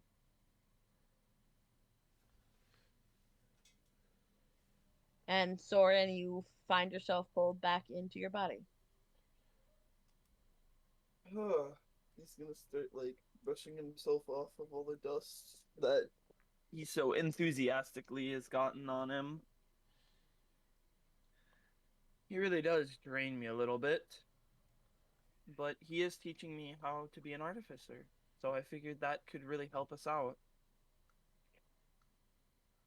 Really, you're pursuing the study of artifice. I mean, if it helps the team further, why not? A fair point. It's interesting. No, I never thought there would be an actual consciousness sealed in that would be, well, the creator of this. Usually these things pass on from hand to hand, So and that souls are trapped in unwillingly. so that night you went out of the hotel room and went around. I'm sure that was quite a bit of a field trip for you. Yeah. A lot of information, but also not much at the same time, if you know what I mean. Word vomit.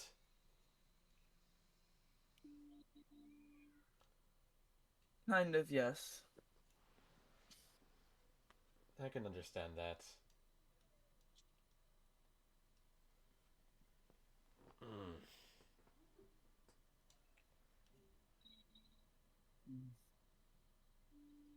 I suppose.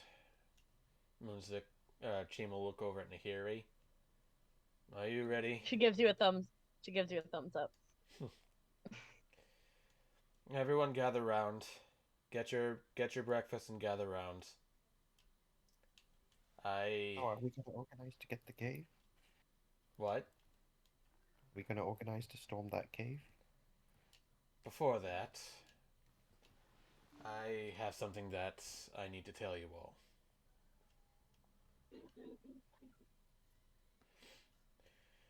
Before I do that, Windchime, Edward, Brian, do you remember what I told you? Do you remember what I told you happened before I came to Wildemount? Yes. No. Edward, Yes. You're a wanted man, you're a fugitive. do you remember from where? Well, I don't remember exactly the location. I believe I said it was the continent of Marquette. Brian, you're a history buff. What do you know of modern history? Modern politics? Well, I focus mostly on the adventurers. We've had a few pretty famous adventuring groups pretty recently. There was a whole plot about Vecna. I don't know if that was in Marquette though. DM, my character would know far more about history than I do. In Tal'Dorei, but the characters, excuse me, the characters, the adventurers from there, technically, I believe they've stopped through Marquette. I don't necessarily think that. Oh, man, my memory is not great on that matter. Um, but yeah, they definitely went to Marquette and to Wildemount for that matter. I need to pull this up.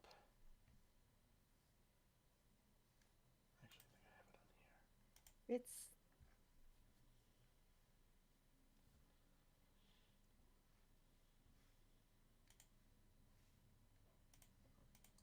A bit of a hazy area. well, I'm trying to think of all of the. I'm trying to think of the area and the history It's there. I know there's the Hellcatch Valley in there. Like, what area are we specifically talking about? The the kingdom of Ankarel. All right. I'm not 100% familiar, unfortunately. The kingdom of Ankarel is currently ruled by Tercomes and Fenra Dolbinzi.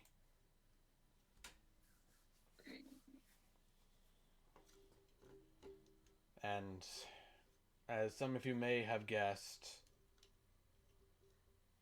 and as Sheem reaches into his robes and pulls out the wanted poster again, and you notice something that you don't notice before. It's rolled in such a way to where it never showed the name, just the face and the wanted amount. As you might have guessed, Music Mirai is not my true given name. Of course. It's the name I think of as myself, however. As he holds the map folded out as much as he can, he also takes out Grudge. He lays the wanted poster down on the ground and he drives Grudge through the wanted poster in the corner into the ground. And you can see along its edge the runes start to glow. And as a gusty, ominous wind blows, it rolls the wanted poster ever so slowly. And fluttering, you can catch a part of the name that's inscribed there. And Music transforms back into his usual self.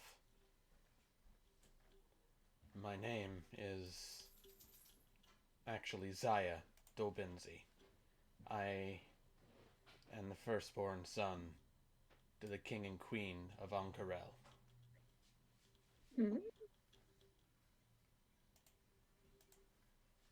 You're a prince? Thanks your knowledge of court rule. By birth, I am the prince, but by title, I have basically been stripped of that. You have a wanted poster of you. What happened? I told you that I stole something very valuable. That much was still true.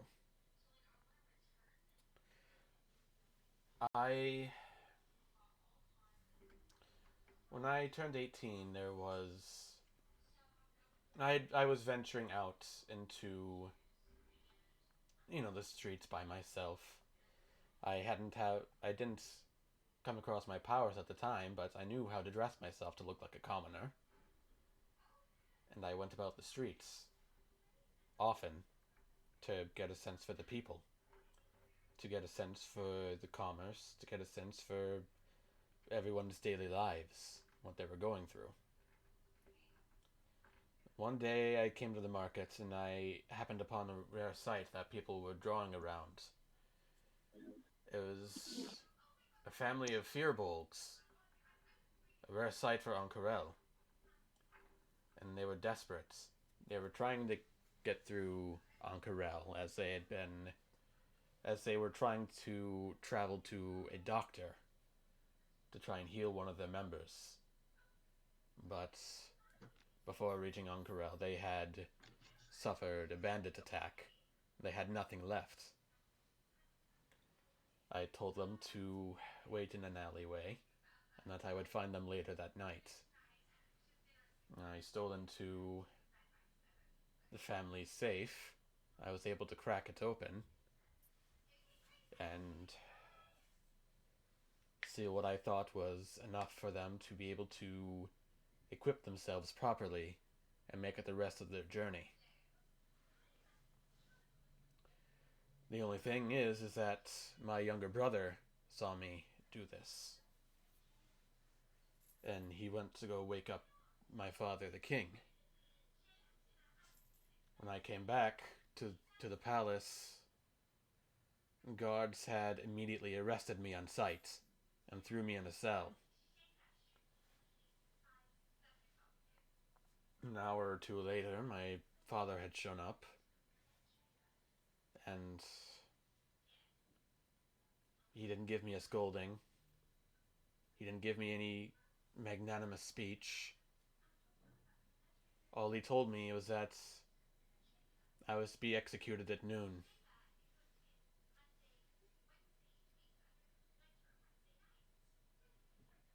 And naturally, that's where my story should have ended. But there is a spy that works closely within the palace as a trusted bodyguard of sorts. It's this bodyguard that actually taught me to wield a sword, to wield blades, um, that taught me how to pick locks. This same teacher, appeared before me and let me out of the cell, and then helped me flee below the city. And I met a unique individual within that network of thieves. And that person is only known as the Enchanted One. It was that person. I'm not even sure if I could call them a person, but it was that person who gave me my powers. The ability to draw any disguise after practicing some amount. Any chance that all of that was on your father's order? I doubt it. The rule of law must be upheld, even in my own family, but in secret, I can have my own son survive. I don't know. Sorry, it's such a common trope in the Fae. I honestly don't know. My father is also such a stickler for the rules and for power that it's, if you go to Onkarel, you'll see a lot of what's happening there is what happened in Phelan. A lot of destitute people, a lot of hardship with money, and any perhaps my father saw that any slipping of funds from his personal collection, saw it as an attack on himself, and he couldn't tolerate it.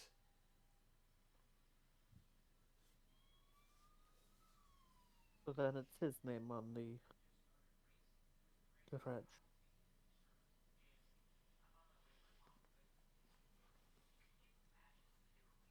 Either way, I've thus left Ankarel. I found an airship and was able to make my way to Port Tamale. And I made a new name for myself as wanted posters were distributed, and for uh, for quite a while I kept to the shadows, and of course that's where I met Dardek, and the rest is history.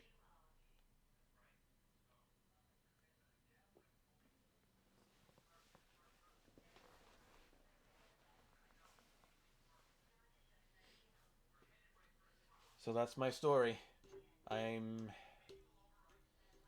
a kind-hearted thief who was originally a prince to a greedy king.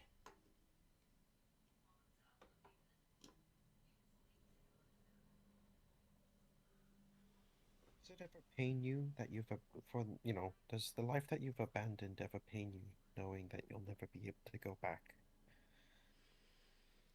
At times it does. When last I heard from my mentor, she had contacted me immediately after we held off that drowned horde on Firewatch Island. Apparently, my father is ill. My mother was beside herself. It sounds serious, and my brother was preparing to take the throne, and there was a threat of civil war.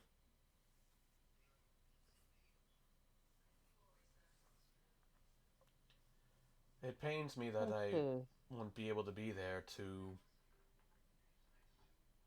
lead lead the people to a more prosperous life, but I hate to point this out, but the eldest son of the king rose back up and has a known propensity for giving wealth away to those who need it. This might be the only thing I can think of that would stop a civil war in that case. The loyalists would have to understand, at least to a certain extent, the return of a crown prince, and the rebels would hope for change. it's entirely possible, but it more or less depends on if my father dies or not. With my whereabouts currently unknown and branded a scoundrel, it would leave it to my brother to take up the throne, and judging by how he ratted me out, I'm not sure he'd be so kind to the people.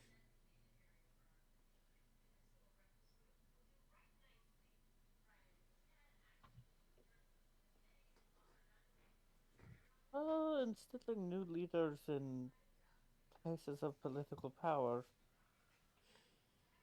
is maybe the only thing that happens quickly where I'm from. By your standards, the Fey courts are lightning fast, where everything else is slow. Our lifespans, our decisions, they all come at a pace more befitting our lifestyles, but court opinion varies so quickly. Even if I wanted to go back to Ankarel, I'm sure my brother would catch wind of it far sooner than I can arrive and would hire assassins to end me quickly. If he hasn't caught wind of you yet, I don't think he will. We have a chance here. He's had airships be deployed almost monthly to every continent with an airport, or the skyport. We have a ship, a merchant ship, selling fine cheeses and wines. Who would question such a ship heading to the coronation of a new king?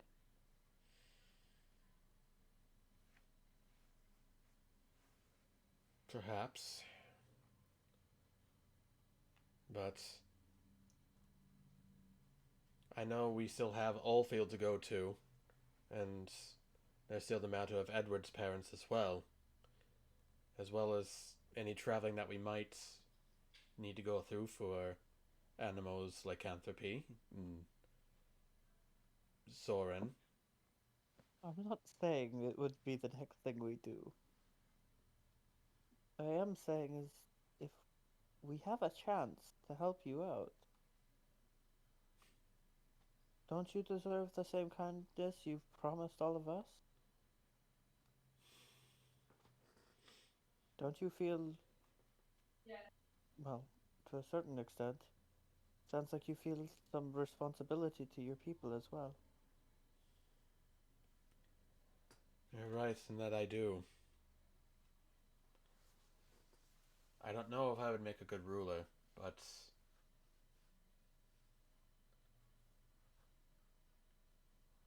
getting the same sense of a thought crossed my mind after we had thrown open the gates of rebellion for Phelan. The thought was it can be done. That we can we can fight corruption. Nothing more would please me than to see the corruption ended in Uncorel as well, but I feel like that would be quite a process to go through. It's something it's something I would not ask each of you lightly. Something you have not asked any of us at all. Well, But I am offering. How about you guys? Well, all of this is a very, very tough ordeal, and I know how difficult it is. But Moonzik is our friend, right? Um, Right? I mean, You're our like, friend, as right? far as I know right now, he's not keeping anything in the secret for us. I don't suspect him to have a reason to be lying to us about all of this. And, well, I mean, it is an issue. It is an issue that, you know, you you wouldn't be able to ask for help lightly for, right? But honestly, I think if we should, I think at least for him, if he ever needs to get that closure, that we should at least be there to help him in some way.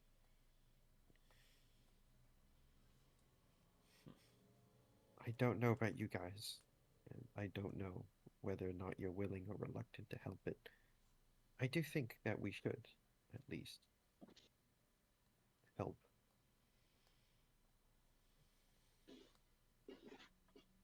My thoughts exactly. A little clumsily. Brian, you're actually going to kill me for saying this, but Animo already knows. Of course he does. I'm not Wow. surprised you two are close. There was a time where I was going to tell Dardek as well, but he denied me and he said that what's in your past is in your past. I only know you in the present now, and it's the only you I want to know. And any attempts further was just a simple hand wave.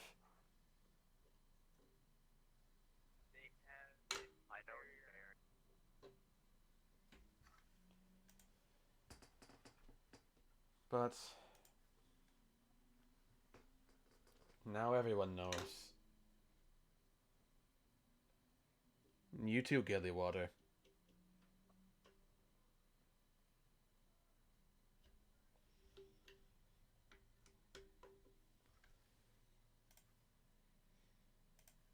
As he points at Soren's pendant. Um, I wonder if he knows I can't see. look Wait, how would he I know I don't was know. just And I pointing I at it? know, I will- know, I know. Your secret's safe with me, Your Highness. Don't call me that.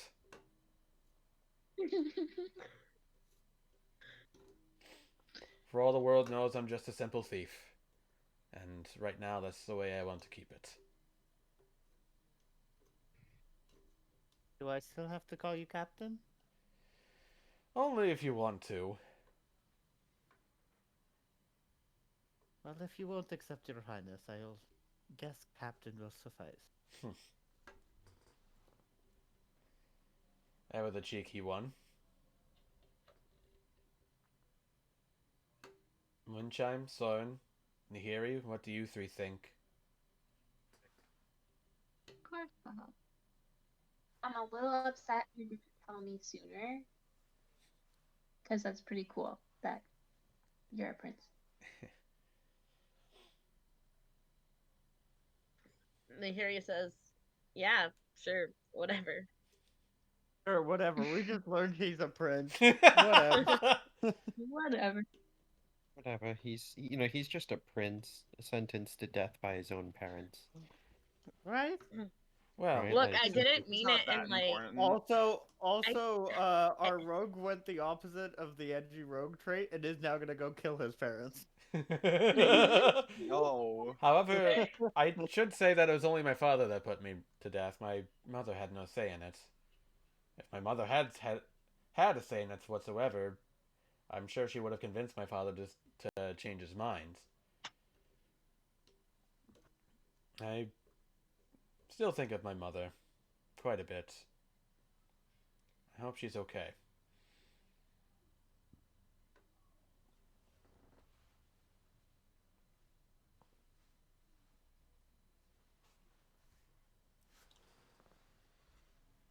So, you've been quiet about this.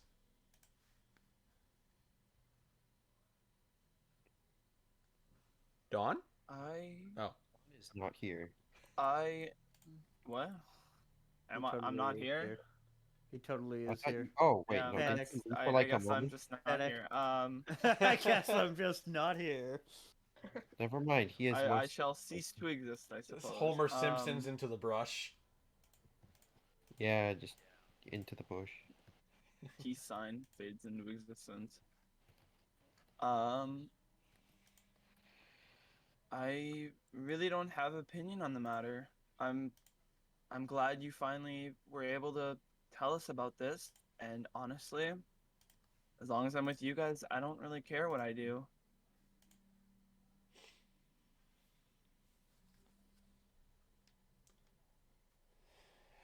Thank you.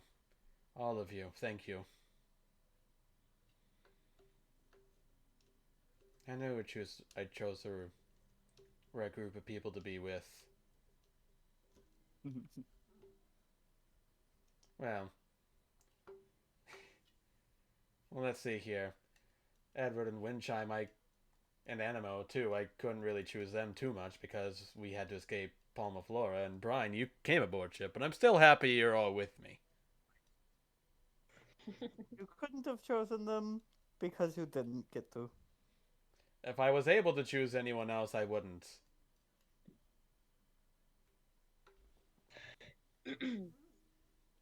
It's like a real family. Oh, hush up, you. That's really weird how you're able to. Wait, was that actually Gilly Water, like, No, coming yeah, out? that was in his head. Oh, that was Sorry. in his head, No. okay. But. You all make me. Soren's Go ahead. Soren's gonna reply to Gilly Waters in his head, and he's gonna reply, and now you're part of it. Ew. All Yep. I imagine when you said that is the blushing, like, turn away little hand flick. No. That's all I imagine. She went the opposite of that. She went with the middle finger. Oh, Regardless. But of course, if we're getting back to traveling, I do need to hide myself once again. Picks up Grudge and he puts it back in the sheath, and then he transforms back into Cheem. There we go. Nahiri, did that satisfy your itch? Completely. Completely. And more so. It was quite nice.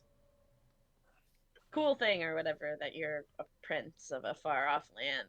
Uh-huh. It's like a fucking fairy tale. Coming to Wildemount was much like a fairy tale. All I'd known were sands. But to see the grassland here, it's wonderful.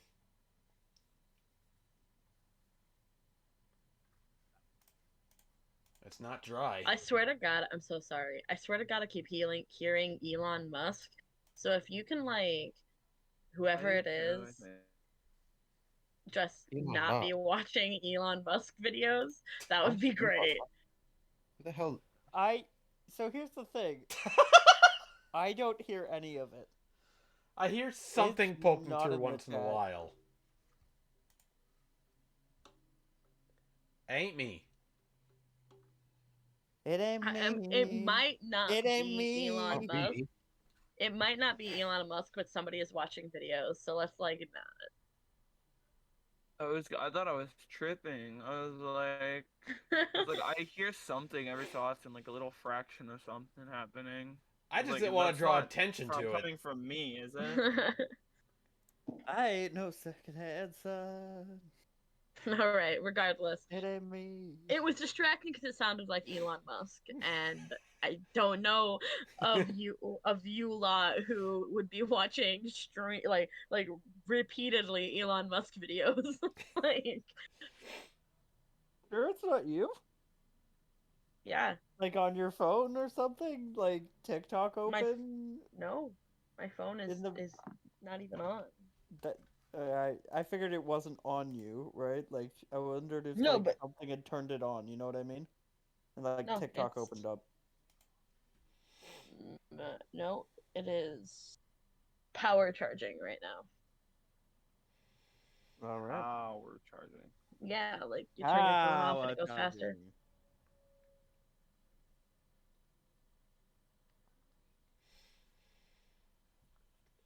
Well, I'm sure I'll probably sleep soundly tonight then, but first I had to get through today. I wasn't able to sleep very much at all last night.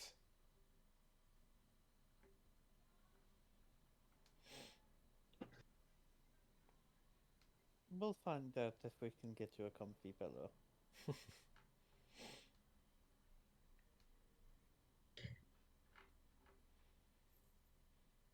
And right there is where, right before heading into the cave, is where we are going to leave tonight's session off. Ended a little early, but that's okay.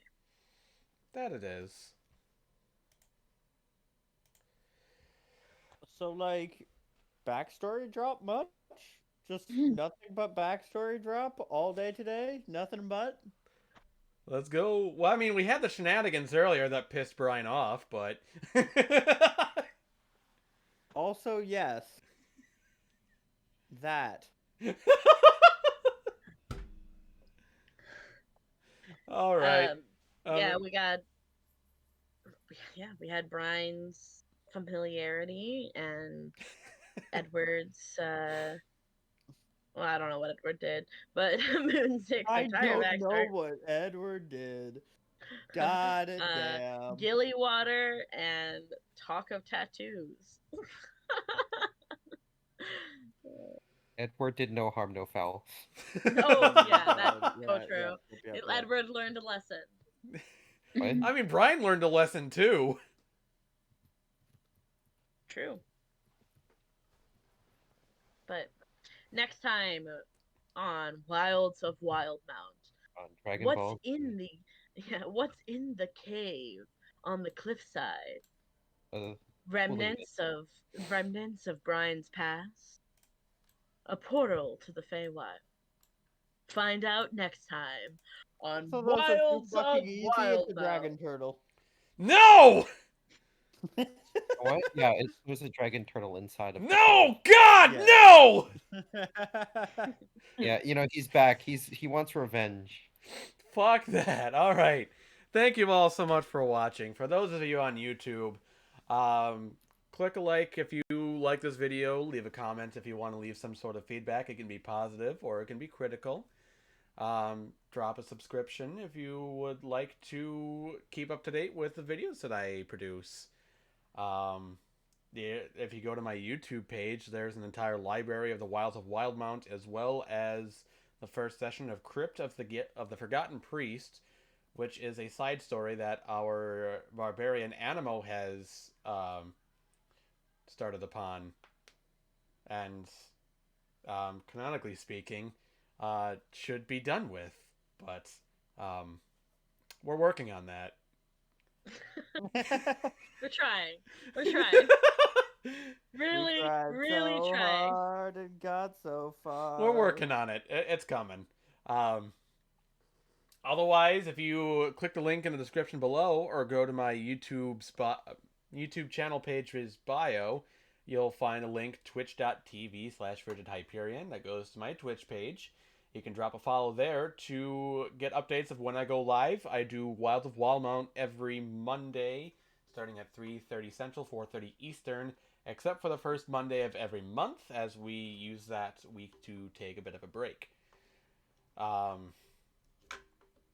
then you'll also get updates for whenever I go live for whatever zany thing I might want to stream, or something else D&D related, or RPG related. Who knows? Or just because he wants to play Halo. Or because I just want to play Halo. That's also a valid excuse for me to stream. No.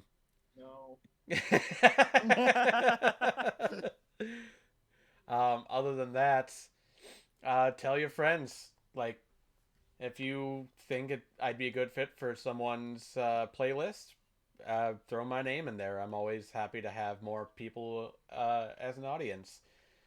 But with that, we'll see you in the next video. Have a good night. Wait,